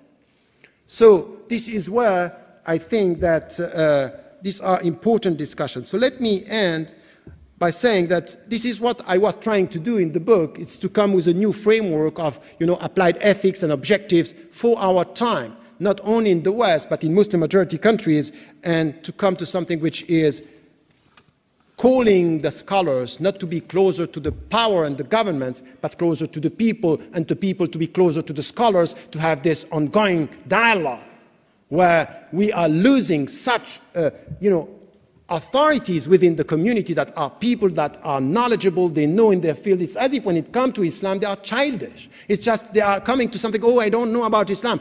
Experts in their field, but not being able to say anything about, what could be my Islamic contribution or my contribution in the realm of the Islamic ethics. So this, I think it's this which is quite important here. And from this adaptation reform to transformation reform, and this shifting the center of gravity of authority in Islam, and by pushing the people, how can we do this? Is really by pushing this council that we have with scholars that are coming from different fields together, and to be able to think together about some of the issues of our time. And it started in some areas, as I said, we have now some of these councils, but I wouldn't say that, as I heard from some scholars, even great scholars of our time saying, oh, we are trying to do this, but when you ask them about how are you going to set this, it's not done at that level. Islamic applied ethics needs something which is new as to how do we deal with the knowledge of the text and the knowledge of the context. And I have no hesitation to speak about ulama al-nusus wa ulama al-waqa'. At the same level, there is something which is they have to work together, and they have to come with something which is a better understanding. Of course, as to the knowledge of the text, we are dealing with scholars that they know the text, but it's quite clear that you cannot today have the same knowledge of the text and the same knowledge of the context in any field. It's not possible. It's too complex. So by doing this, and by coming with this, I don't want to just accept something which has to do with the pressure of the surrounding society that, oh, there are some issues and you have to come to these questions and to respond to these questions. For example, some of the, the question of that are dealing with specific issues is the only way to show that you are moderate Muslims is to respond to that. Let us come to some of these principles in a way where we have to be quite critical and to promote something which is a better understanding of our world. I don't want anything which has to do with isolation, because I think that isolation is once again not to contribute, or assimilation, which is just to lose your soul and to be lost in the world. It's really about this critical thinking and what we can promote. So this is where I would like the Muslims of today, in Muslim majority countries as well as here, and this is why also I'm saying that the Western Muslims have a great deal of responsibility in the whole process, because we have access to education. It's possible for us to be critical and to come with also deeper understanding, and to be also in a dialogue with Muslim scholars and people in Muslim majority countries. But when it comes to our contribution to how are we going to deal with contemporary issues on consumerism, for example, to be able as Muslims to come with something which is an ethical take on anything which has to do with the global order, on consumerism, on something which is central. I don't, once again, from where I am, just to follow in the footsteps of the dominant culture and not to ask the question, for example, within our societies about family. How are we going to think about family and transmission of knowledge and values and something which is central in the Islamic tradition? So it's not to dilute everything in our contemporary discussion and say, okay, we are only concerned with the headscarf, are only concerned with terrorism. No, there are deep questions here when we need to contribute. Of course, we have to respond to violence. We have to respond to some of these issues. We need to do that. And very often, when you look at what is happening now on, violent extremism, the Muslims said what they have to say, and they are condemning it, and we have to continue this work. But once again, it's not only to be on the defensive by just following on what is asked. Okay, we need to speak about this, we speak about violence, we speak about the headscarf, we speak about homosexuality. We have deeper concerns. This is where we are contributing to the world. This is where we are also asking ourselves, in our societies today, we speak about democracy, that's fine, but what about these populists? What about this media that are pushing the people to follow, emotional politics and to follow things that are very dangerous? In the United States of America, 53% of the people are supporting the coming back of torture. This is unacceptable. So this is our contribution to come to say, we are dealing with what we want is more education, the critical mind. This is where the Muslims are coming with an applied ethics to contribute to the international discussion, not only to be on the defensive when it comes to the global warming, when it comes to respecting the creation, when it comes to also working against corruption, against prostitution, against anything which has to do today with trafficking and what we have, new slavery. Even in Europe, we live in a continent when you have new slavery here. And we are patronizing about, no, we have to come with this discussion. So I don't want, once again, to come with something which has to do with reforming our thinking only on very secondary issues. It's deeper than that. It's something which is our big contribution on the media, on the democratization process, on anything which has to do with the mass culture, and also something which is important for me. It's very important for me, which is something which is has not to do with rules, it has to do with dignity, and it has to do with art, for example. Where are the Muslims today? Only rejecting the mass culture, the entertainment culture, what, for example, Umberto Eco is saying is the carnavalization of the world, and we are critical towards this.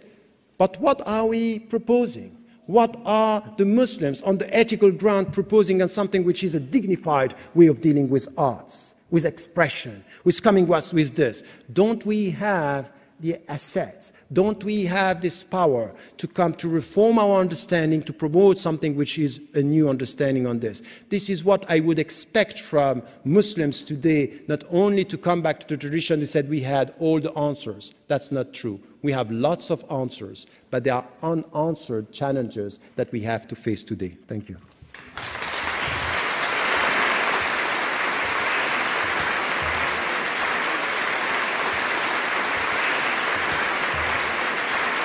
So we're going to launch straight into the question and answer session.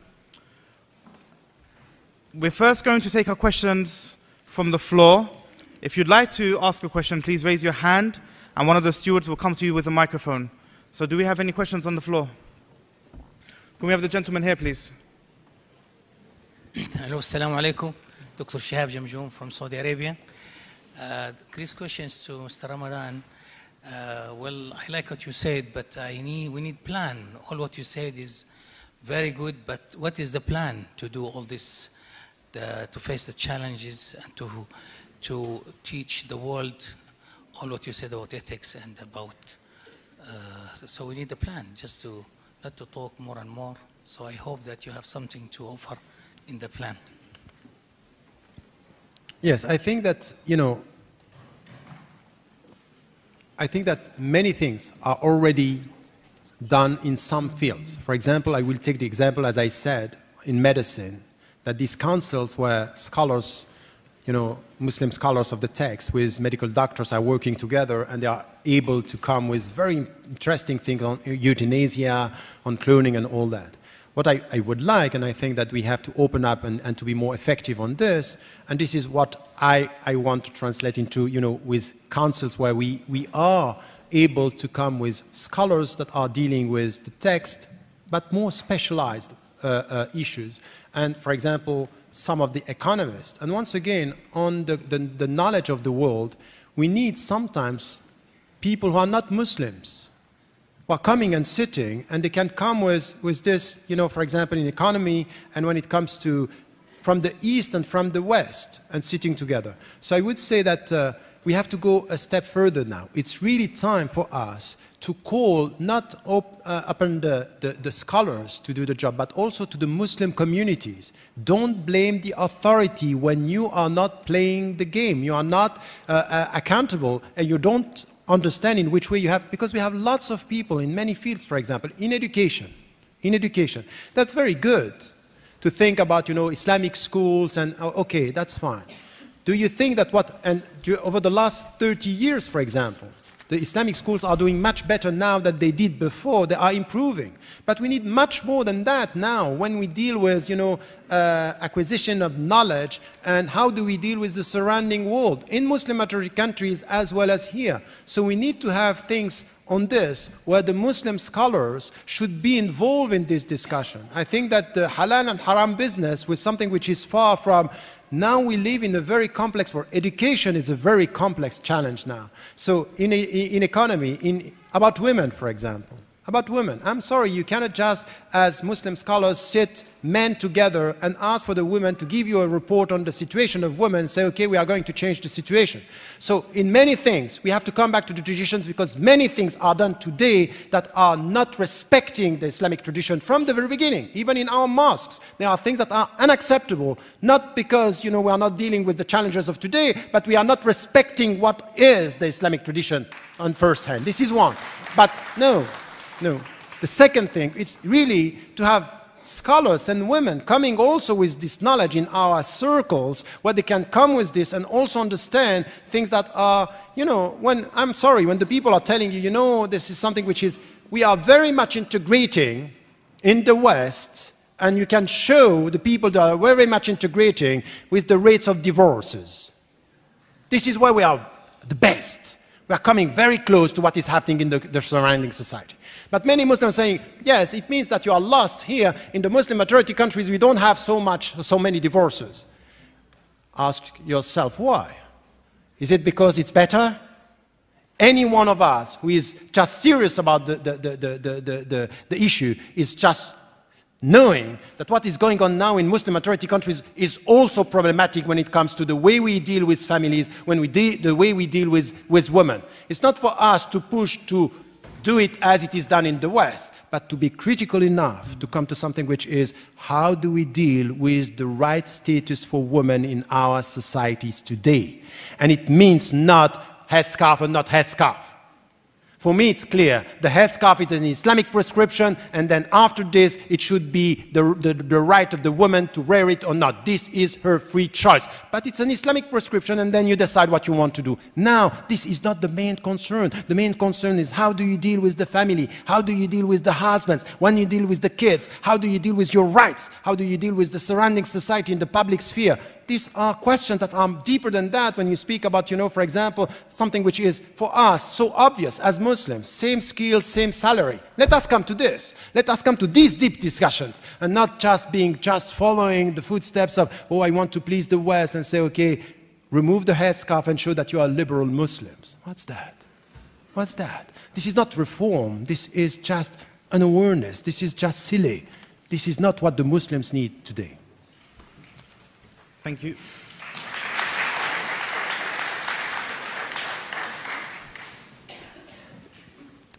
Assalamu alaikum. If I could ask the question to both of you, that would be really helpful. How do Muslims have a meaningful engagement with government as active citizens in this country?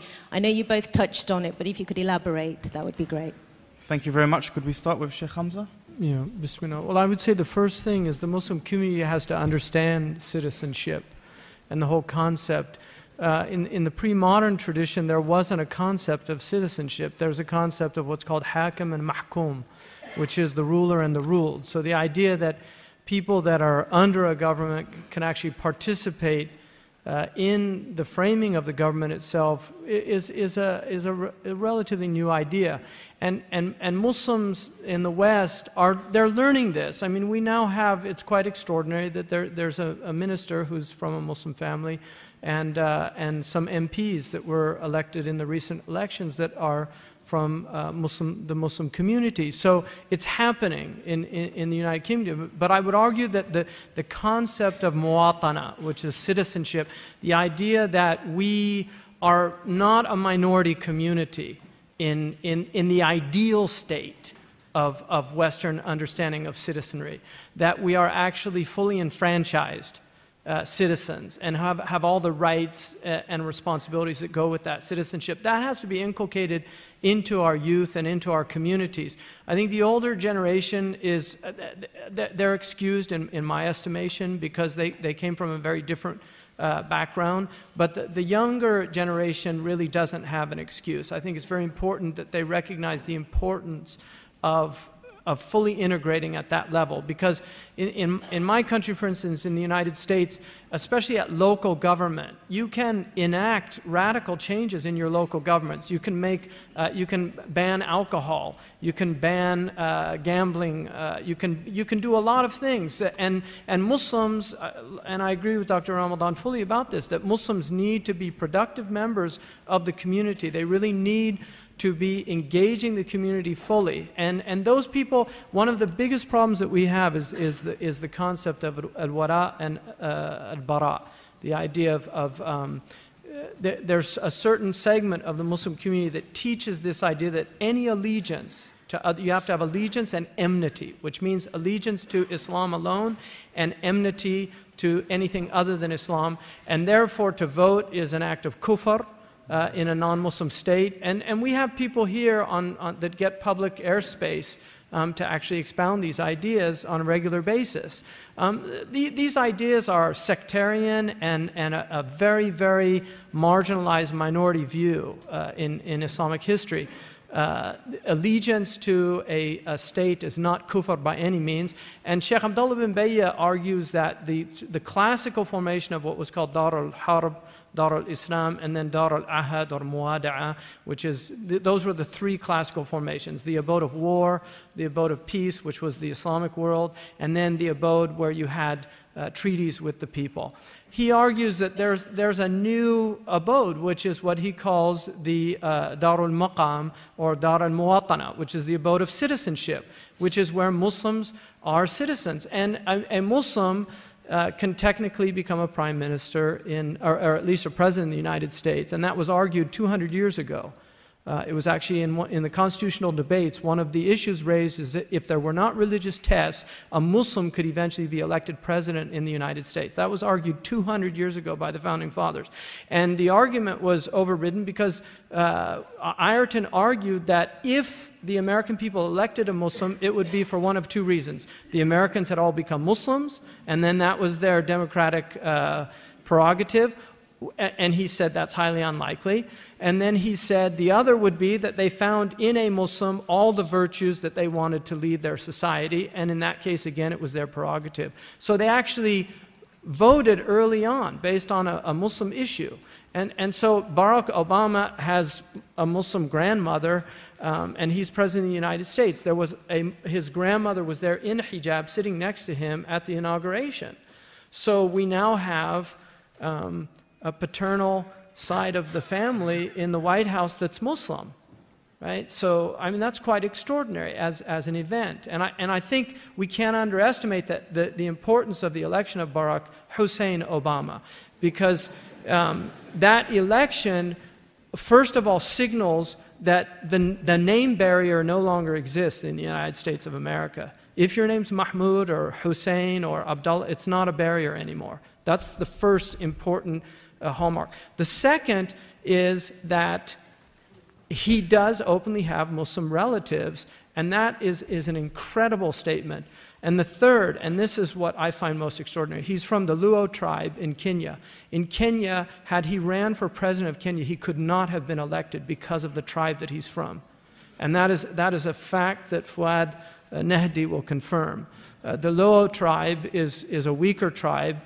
But he overcame tribe and race in the United States and became president. So I think it's very important for Muslims to recognize that we do have a vital contribution. And finally, in Manchester, Bradford, Sheffield, Birmingham, in these cities, we are moving into numbers of Muslims that if the demographics are correct, and they often aren't, so I do put that caveat out, but if the demographics are correct, it won't be long before some of the largest cities in the United Kingdom have majority Muslim populations. The Muslims need to very seriously consider the fact that they will have to be running city councils, that they will have police stations that are under a Muslim constabulary. All these things have to be really taken into consideration, and Muslims, instead of rioting, they really need to think about establishing think tanks where they can think seriously about their presence in the United Kingdom and in the United States and in Canada and in Germany and all of these places, because we need to address these real issues, and we need to alleviate the very serious and real fears, and it's not always phobia, because phobia in a classical medical definition is an irrational fear. But the fear of Muslims is not necessarily irrational for many people. The high crime rates that are in our communities in Europe are cause for concern for many, many people in these countries. And so it's very important that the Muslims address these issues, and one of the most important ways of doing that is through civic engagement. Yes, quite. I want to say something about this, because I agree with Sheikh Hamza Yusuf about, and I have been saying this for years now, when I wrote the book To Be a European Muslim, said that we have to stop the very understanding of citizenship is to start speaking about minority and minority citizenship, and not to put ourselves in a situation where we speak as a minority. When it comes to citizenship, of course, the religious minority, it's there, but when we speak about citizenship, we have to be involved. Now, the point is that I'm not myself against anything which has to do with governments. I have been sitting in many, councils and committees with governments and talking and listening and sharing views. But once again, as I said, is really to ask yourselves, what is the intention? What do we want to achieve?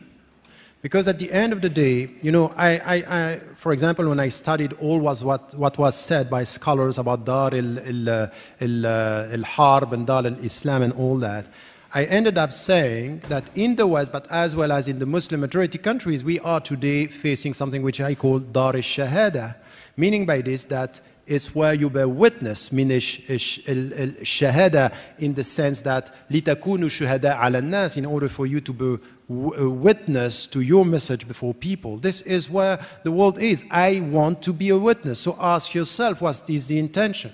So there is something which is very problematic, is that some of the Muslims that are dealing with governments, they are acting as if they are representing the Muslims, and you are not.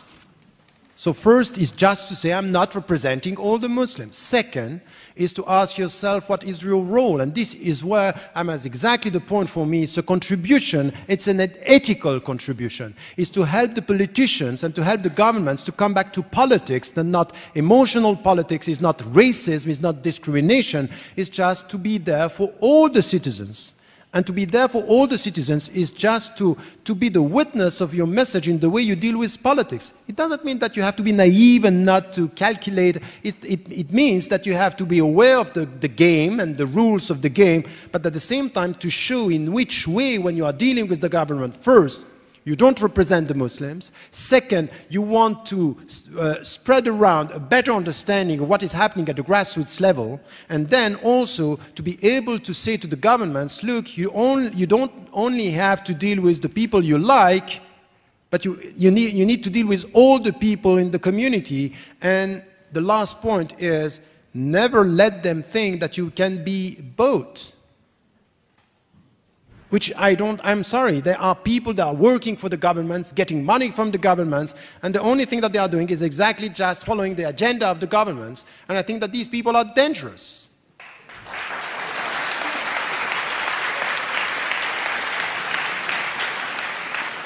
Can I have one question from Sorry, no, from here, from the gentleman in the leather jacket.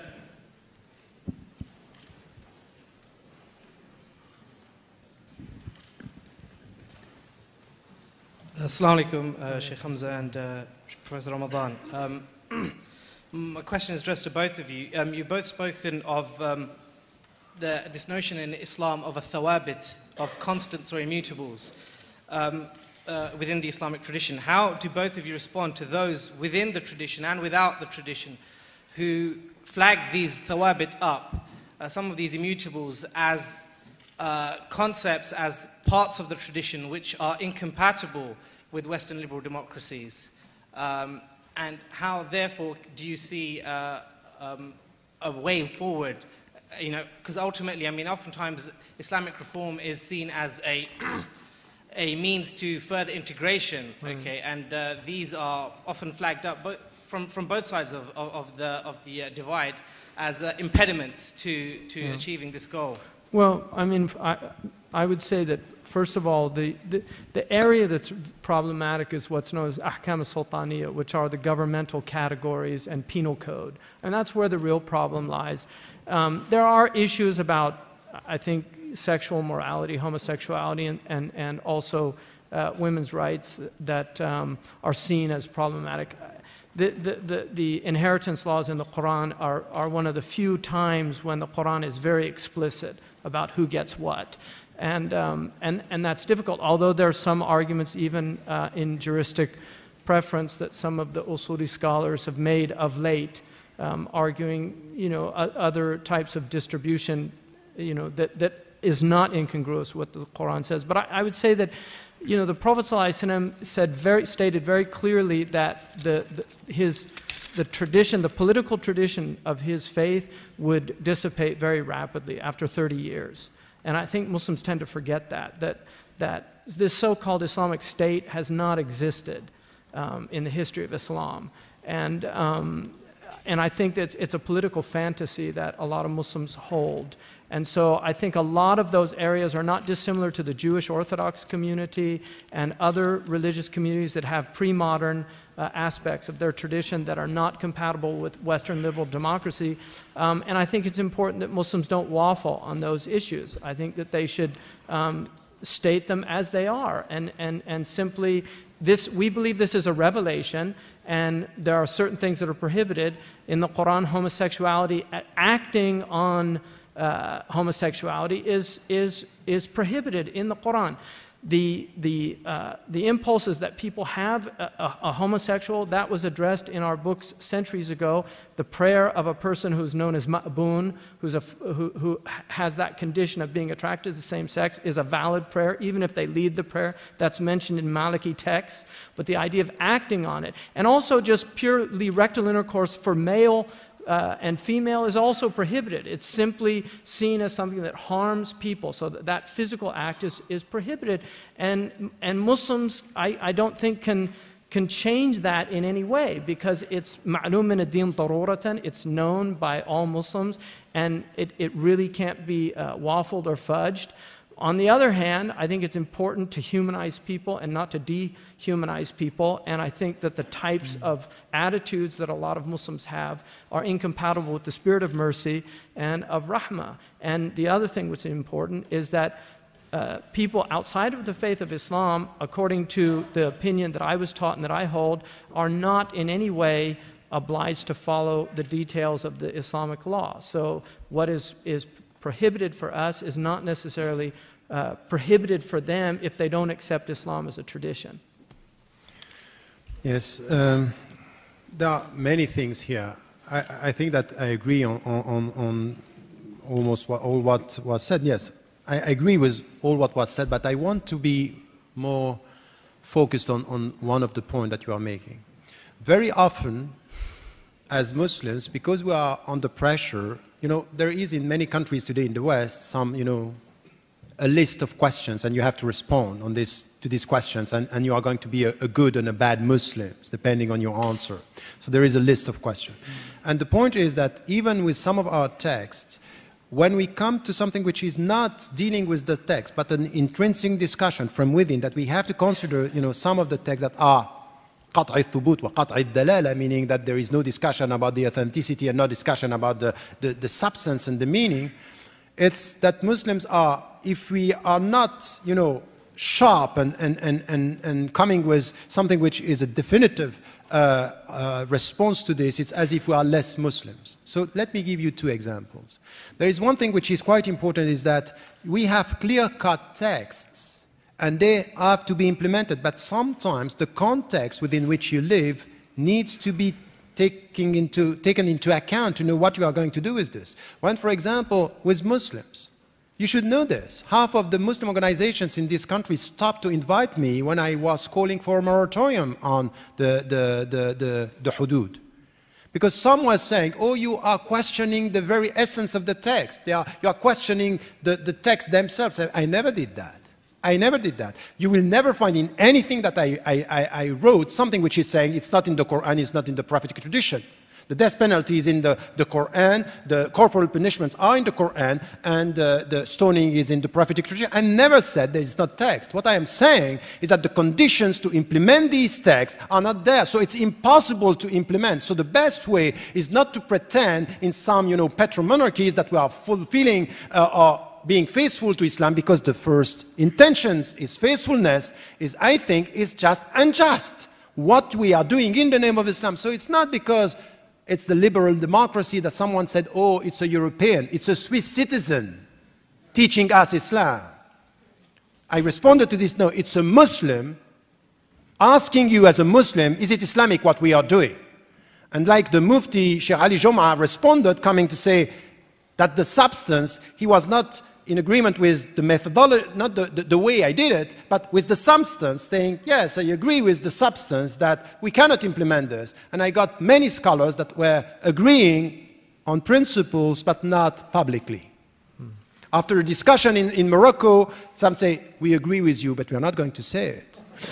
But this is a point which is crisis of authorities, that we are scared of the reputation of what the Muslims are going to say about us. So my point here is to say, on your discussion, that there are some principles that we have in order to be faithful to look at the environment. Now, on some of the principles, when it comes to homosexuality, when it comes to some of these issues, and some Muslims are pushed, yet you have to accept this, that you should, I think no.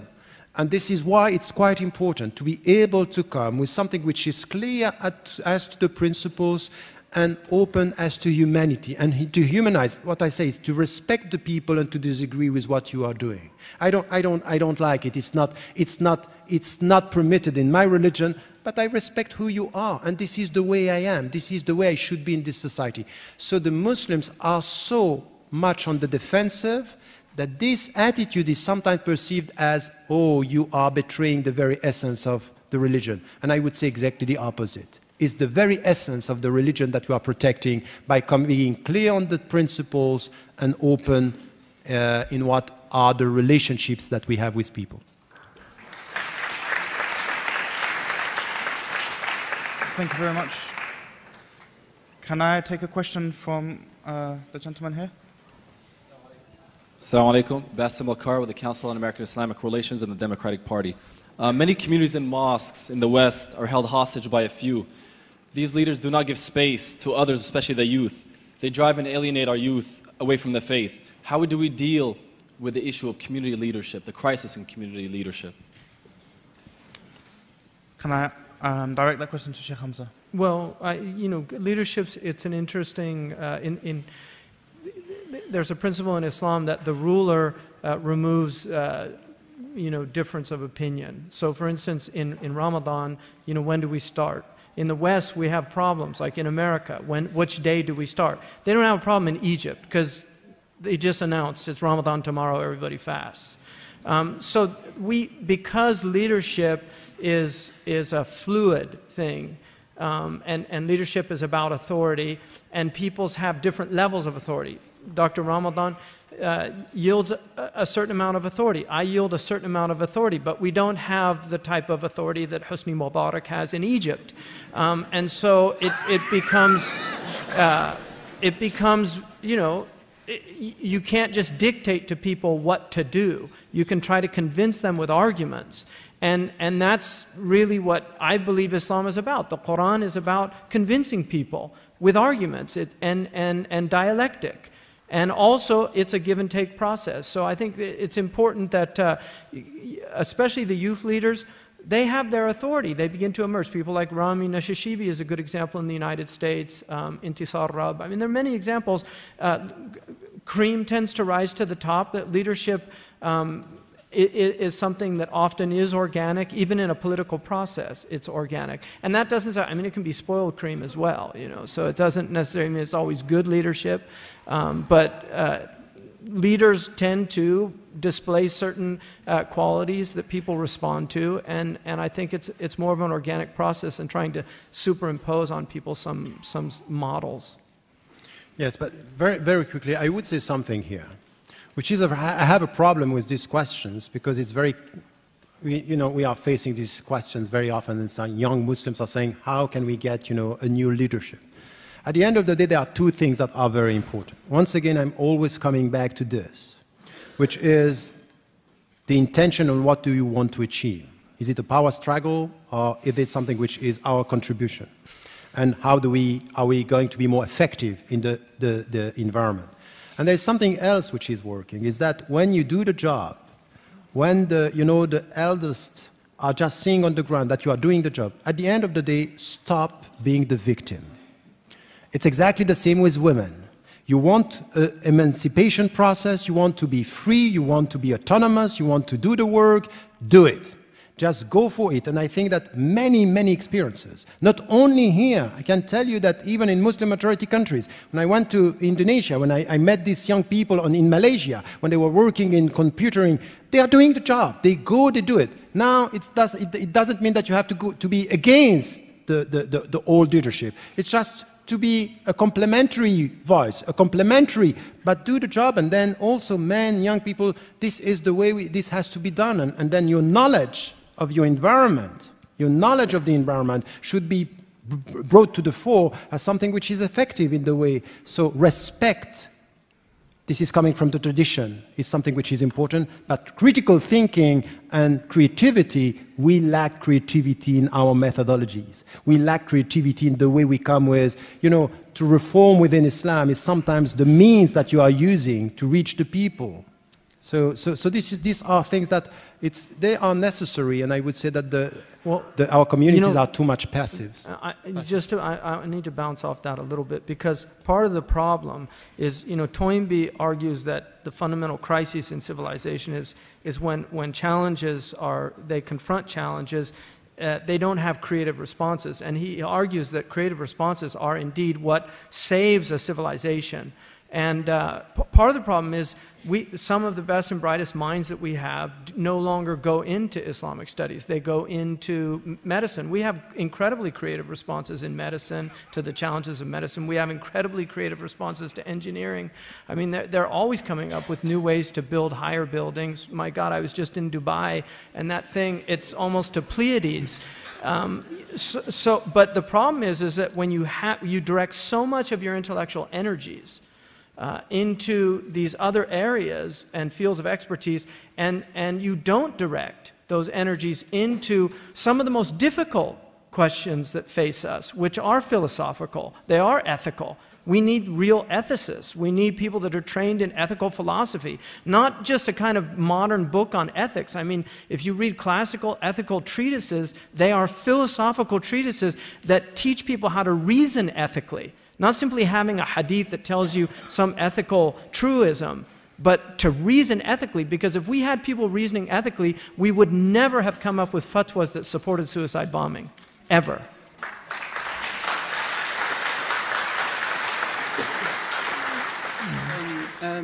My question is actually for both Dr. Ramadan and Sheikh Hamza. Sheikh Hamza first, don't you think that there is a need as well for some kind of institutional reform for our religious schools? Like where I come from, for example, in Azhar, we had a very interesting experience towards the end of the 18th century in 1970, in 1997 or around that time when the French came to Egypt, one of the shuyukh, Shaykh al-Islam Hassan al-Attar, he actually realized out of all the shuyukh of Azhar that there is a need for him to explore the French, these invaders who actually came to the country, and try to teach them Arabic and get some engineering knowledge and stuff like that. And that has actually paved the road for people like Rifa' al-Tahtawi to come to Paris and other shuyukh to come to Europe and explore. So don't you think that there is a need actually to reform our institutions of Islamic learning within the Muslim world as well? And as our Sheikh Ali Jum'a speaks about the importance of regenerating sciences, as our predecessors have done that.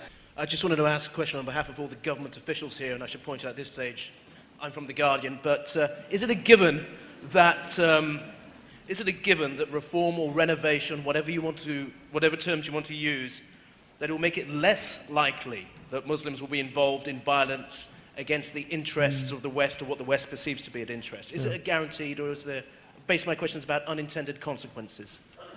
Okay, and we had one pre-submitted question from Imam Sarwar of Iqra TV. Some Muslims would hold that Islam can sit perfectly comfortably within a secular society, and the religion does not oblige us to work to change the political status quo. In this light, can it be argued that a Muslim can be a neoconservative and a good Muslim at the same time? Just to answer the question about renewal of the colleges, I mean, I studied in a traditional methodology. A lot of it was rote memorization, and there's a fundamental need for memorization in the Islamic tradition, undeniably. But on the other hand, there has to be other components, and particularly a critical reading of texts, and that has to be incorporated into the students' understanding early on. So, I would definitely argue, Sheikh Abdullah bin Bayya, recently we were at Al-Azhar, and he gave a talk and argued that 4 subjects need to be renewed, tajdeed. And he said that the first was Usul al-Fiqh, which I think in many ways he's done. I mean, he wrote this extraordinary book, Sina'at al-Fatwa, which is the craft of giving fatwa, showing the methodology of how to do that. And the second one was Furu' al-Fiqh, which is the branches of jurisprudence. And the third was Tasawwuf, like the need for renewal of Tasawwuf as the spiritual component or the inward reality of the Sharia. And I don't think historically there was always an understanding of Sharia and Tariqah, that there's an inward road to God and there's an outward road, and they have to be traversed at the same time by the same individual. And the final one was the Aqidah itself. Many of the Aqidah, the creedal issues that are discussed in madrasas are absolutely absurd in the light of modern science and even physics. I mean, there are now knowledge in modern physics that solves a lot of the early problems that they were discussing, and they were trying to do it. So there needs to be a renewal. On the other hand, it's a work that needs what Sheikh Abdullah bin Bayya says, it needs a vast knowledge. It can't be done by pygmies. It really has to be done by people that are capable and really highly qualified to do that. And then in terms of the Guardian question about reform and violence, I mean, I would argue Zbigniew Brzezinski, who's quite brilliant Polish American, I heard him once in a lecture talk about the response to the black nationalist violent movements in the United States of America, and he said there was a multi-dimensional approach to that problem. One of them was curtailing the violence, which was a criminal justice problem. But he said the other one was addressing the real issues that were creating the violence. And as long as we don't address a lot of these issues, and I'll just give you one example. I've read in so many articles, Mortimer Zuckerman or whoever, arguing Palestine's not really an issue, blah, blah, blah, it's just an excuse, rubbish. I was just in Morocco. Which is at the edge of the Arab world. It's the furthest Western Arab country. And in Fez, in one of the most traditional cities in the Muslim world, the Khatib, who was well into his 70s, he ended his khutbah by praying for Quds, by liberating Quds, by asking God to help the Palestinian people in their oppressed conditions. This is happening all across the Muslim world every Friday. And until people really seriously address this issue, and the British of all people should be addressing this issue, because a lot of the problem stems from early British policies in that area.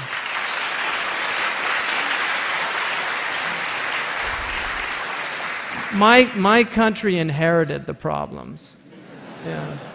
And thirdly, to Sheikh Hamza, can a Muslim be a neoconservative and a good Muslim at the same time? A neocon, I like con is where we end it in America, so, and then you could say, por qué neo, why neo-fascism? Why not just call a spade a spade? So I think it's impossible for somebody to be true to any real humanity in their hearts, to follow a completely, patently disingenuous political discourse, really disingenuous. They can still be a Muslim, though. I don't excommunicate. Yeah. Yes, just to go for I think that, once again, I think it's a serious discussion about Al-Azhar and what you said. Because I think that, when I went there and I had the choice to go to Al-Azhar and to follow the traditional, and to go with, one-to-one courses, Sheikh Ali Goma and others who were teachers and professors there, and ulama min Al-Azhar, and I decided to go for this on a one-to-one courses with all the scholars. Because I think that there is something that should be kept, which is still the tradition and the pillars. These are very important. Now, once again, the methodology, when it comes to the way we are teaching by heart, and when you repeat, I was with, in Usul al-Fiqh, for example, and we have to repeat all this qawaid, and you get the knowledge when you know them by heart. You are not sure to understand the substance and the critical discussion on this. I think that there is a problem of methodology, there is a problem of substance, there is a problem of what was said, the critical mind, which is to learn to ask questions, which is the very tradition of Islam, to ask questions, to question the scholars. This, I agree that we have a problem of authority, but the problem that we have also now with authority is just this blind authority when we have a sheikh, is that don't ask the question, just follow. I'm sorry, this is not. And this is why when this one-to-one course that I had, every morning with Sheikh Ali Juma, it was a discussion, it was taking and giving, and I think that this is what we need to come. And once again, what Muhammad Abdu said when he was coming back to Al-Azhar was something of this kind. He said, we need other disciplines, but he was also talking about the way things are taught. And I think that this is what we need. Now, in the West, in Muslim-majority countries, we need to do this in Muslim-majority countries, but we need now to institutionalize our presence with institutions in the West doing the job. So to have this credential now, by having scholars coming from there and working here. Because in our environment, we need this. It's impossible to be a scholar, a Muslim scholar, knowing the state of affairs in our countries in the West, if we don't get this critical thinking, understanding, and it's vast. And this is why it's not one who can do that. It's not two. It's something which has to be a collective. We need to make it clear for the Muslim community, don't only put money in mosques, but put money in institutions and put money in things that are how we're going to teach. This is something which is essential. Now, the second thing which is important, let me tell you something here, which is, you spoke about Palestine. I was in the task force in this country. And I was also, for example, I was banned from the United States of America. 80% of the questions that I got at the American embassy in Switzerland were about my position on Iraq and my position on the unilateral support of the United States towards Israel. It has nothing to do with the money I gave. It has to do really with political position. So there is only one way forward. if we accept critical discussion in politics, being able to say there is a lack of consistency in the West with our values, this is the only way for us to be heard by Muslims when we say you can't kill innocent people. This is not Islamic. What I said straight after July the 7th is anti-Islamic. When I was in the States, in New York, just after what happened on September the 11th, it's not only non-Islamic, it's anti-Islamic. We cannot support this. We cannot, no, please. But the point is, the point is for us, is really to know where we are, with whom we are talking. So when now we have some Muslims being able to work with the governments and supporting the inconsistency of the governments when they are saying condemn violence and don't speak about other things. No, I'm sorry. There is not going to work. It's not going to work. There is no way for us to go towards peace if we are not serious about consistency in politics, meaning the blood of an Iraqi man is the same as the blood of an American man. If this is not the... No. This is the starting point of our discussion. It's the starting point of our discussion. I'm sorry to say that some in our governments, just I'm finishing on this, on 2 points, but this point, really, I think that this is very serious. It's very serious because we are not going to solve the problem if every time we come with this discourse, our loyalty to our country is challenged and questioned. It's questioned. It's that, oh, you are not a real British, you are not a real American. I think it's wrong. This is where we are, the dignity of Britain, the dignity of the United States of America, when we are able to say this as Muslims. So this is our contribution. I would say that if you deal with governments, if you deal with, the Labour Party in this country, is just to say, I'm sorry, what you are doing is wrong. So you had the Prime Minister in this country saying there is no connection between what happened in the streets of London and what we are doing in Iraq. So how can you start a discussion when there is such a state of denial that it's wrong what was done in the streets of London, but please say that's wrong what you are doing in Iraq and what you are forgetting in Palestine. But not only, by the way, I'm of this opinion. I really want us as citizens not only to speak about Palestine, not only to speak about Iraq and Afghanistan, but also to speak about Africa, but also to speak about the fact that people are being killed and for example, even in what happened in Haiti, for example, it's just before the natural catastrophe, the way we are dealing with these governments and these corrupt people there. I think that this is where we have to be involved. And this is, for me, a shift in our understanding. But I want our fellow citizens and the governments to understand what we are talking about when we are talking about this. And then one thing which is important, I completely agree, a neocon and being a Muslim is problematic in my mind. I don't get it. But there is something which is going to be very difficult for all of us. In our involvement in the West, and this happened in Muslim majority countries in a way which was problematic because when you were following Islamic trends, this is where you were a good Muslim and it's as if all the others were bad Muslims. We have to be very cautious here in this political discussion because today we have Muslims that are not going as extreme as neocon or far-right party and populist, but we will have people in the Labour parties, that we will have people in the Lib Dem and in the Conservative. We have Muslims as citizens now, they are everywhere. And we need to be able now to get to that level of political understanding as citizens that we may have the same faith, we don't share the same opinions. So there is something here which is very important in our way of dealing. We have to deal with this political diversity as something which is a potential richness and not a liability undermining our community of faith. It's not easy.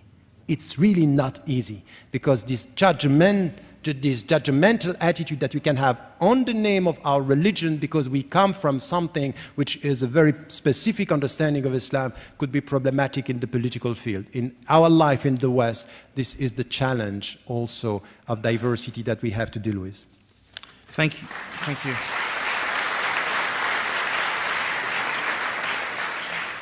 This is a very direct submitted question, but no less pertinent.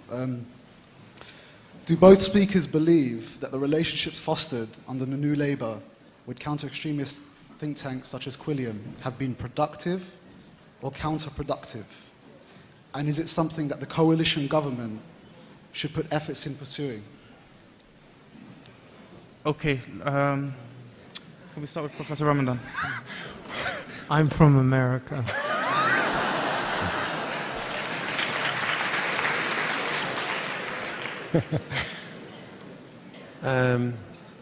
Look,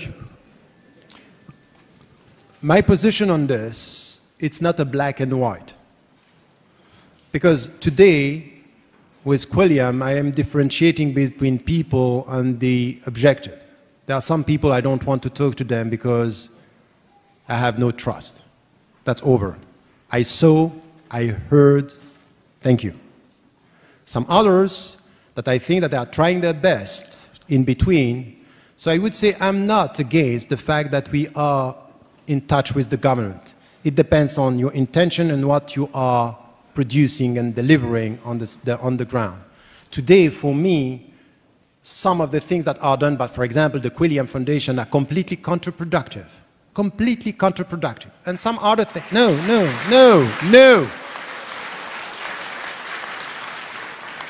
No, that's not right. That's not right. It's something which is, we need to have, this is exactly the opposite of what I wanted.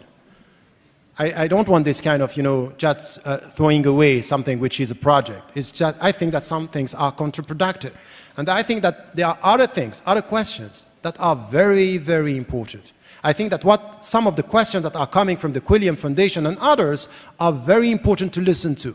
So I'm against this kind of attitude that sometimes we have, oh, it's coming from Quilliam, throw it away. No, listen.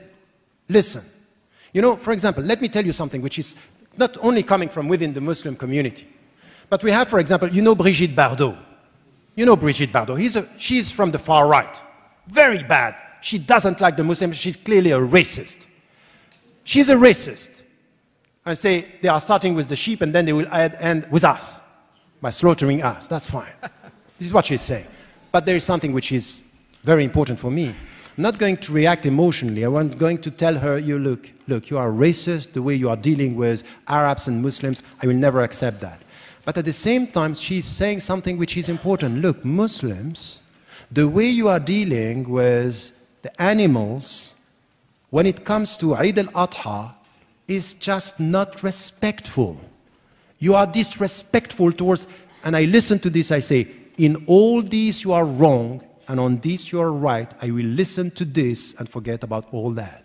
And I think it's exactly the same with the Quilliam Foundation. I'm ready to throw away 90% because I think it's counterproductive, and the 10% welcome to the discussion. Thank you very much. Can I take it from the lady here, please? Thank you.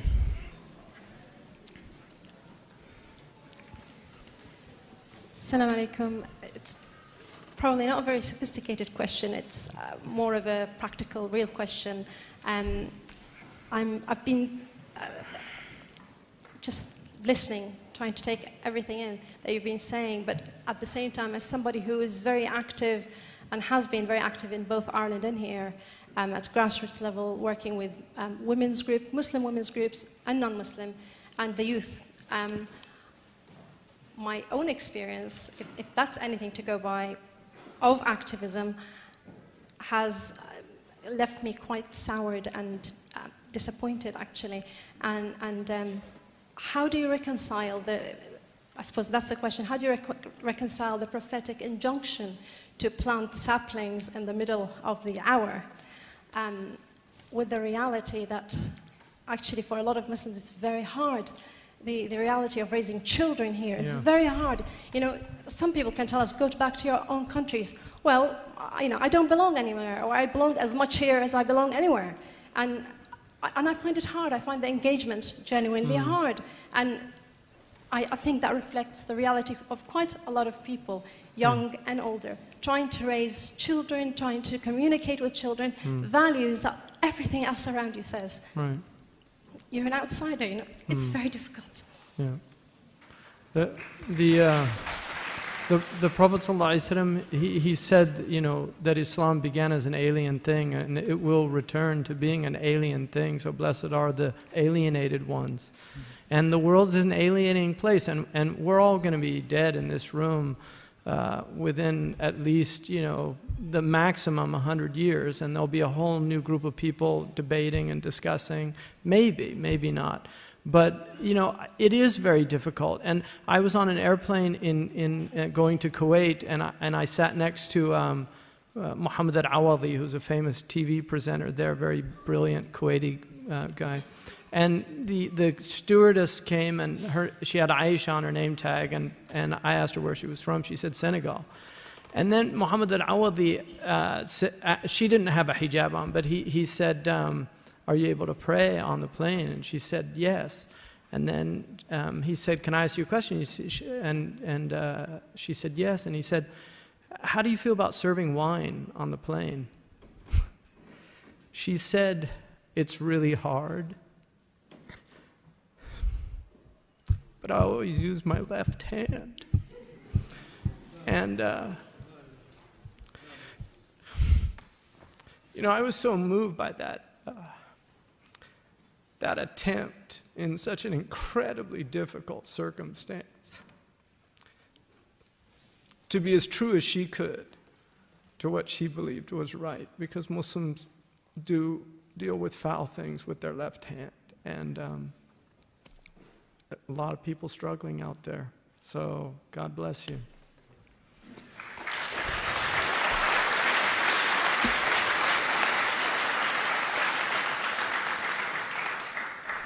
If, you know, there is no way to deny the fact that educating our kids and you know, today, to be a couple is a jihad.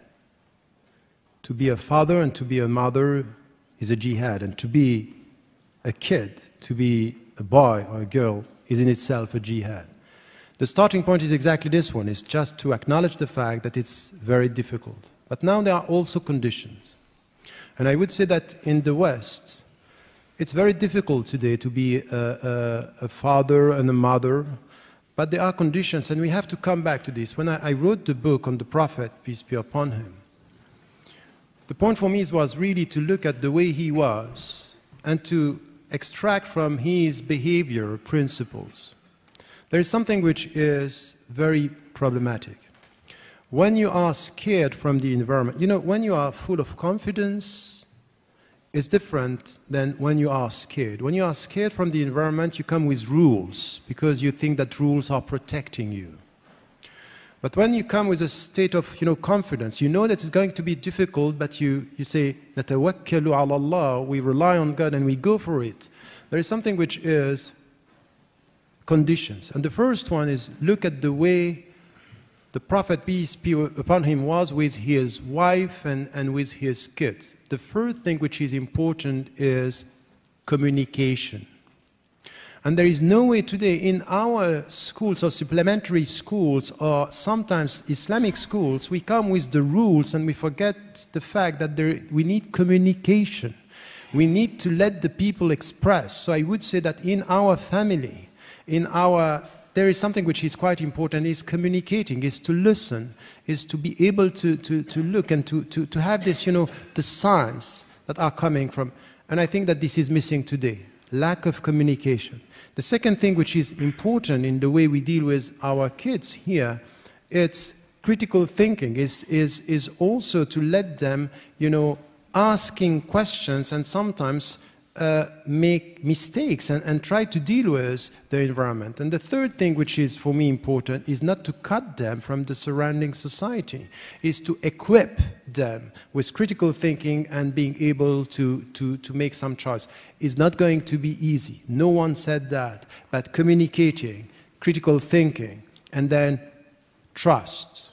Trust. You know, I always say something which is part of my personal experience. When my own father once, I asked him something, he gave it to me, he gave money to me and say, don't do something which is displeasing God. And he was sending me a message that I'm not even able myself to do with my own kids, which is trusting this, you know, relationship with, you know, your conscience. So I think that once again, we need to do this within our family. But we need institutions, we need, you know, places where we can talk about this. And sometimes there is nothing wrong with having people helping us, or mediators, or even psychologists sometimes when it comes to, we need this.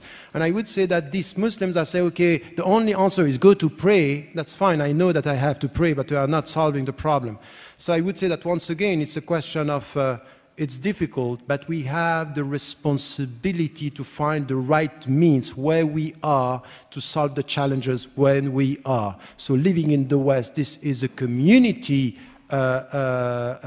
responsibility, is to try to find these ways. And sometimes you are dealing exactly with the same answers that I have, is that we are very far from understanding the problems and coming with the right answers. So I would say that yes, but once again, there is something which is today helping us. When you look at the last 30 years, the Muslims today are doing much better than before. So we have to carry on and to try to find the right institutions and the right way to deal with the young girls and the young women. And please, don't only come with halal and haram, don't do this, don't do that, while we still have to come with something which has to do with authority. And I would say something which is, you are a woman and you talk about this, and one of the most important problems that we have today in our families has nothing to do with women. It has to do with men. It has to do with fathers. No, I'm not saying this to please anyone. I'm just saying we are not serious about this challenge. We are not. There is something which is very deep here, which is the father, the role, and this relationship. And I would say that this is something that we all have to keep in mind. Thank you very much. We really have come to the end of our time today. Can I just ask our media representative, Miriam, to sum up? Wow, what an insightful journey we've been on tonight, alhamdulillah. We've laughed, we've cried, we've done perhaps a lot of the in-between. And I think that the breadth of emotions that we've possibly been through tonight is somewhat testimony to the vast array of issues that we're facing as Muslims. I'm just going to ask you for 5 minutes so that we can thank everyone for their involvement in tonight's event. As you can imagine, it wasn't a one-man show. We'd obviously like to thank our speakers, Sheikh Hamza and Professor Tariq Ramadan, for being with us here tonight.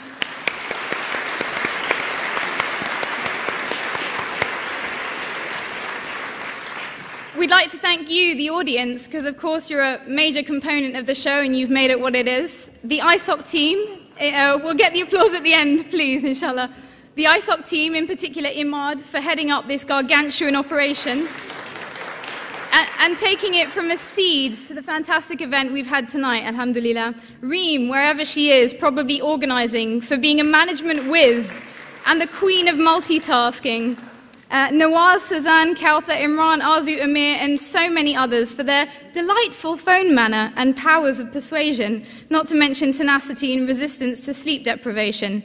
Salman and Rahul for being technological genii, all of our stewards here tonight, Sheikh Babikar for being an inspiration to us at all times, and everyone who made this evening possible. Can I thank you all? Thank you so much. Assalamu alaikum. Peace be upon you.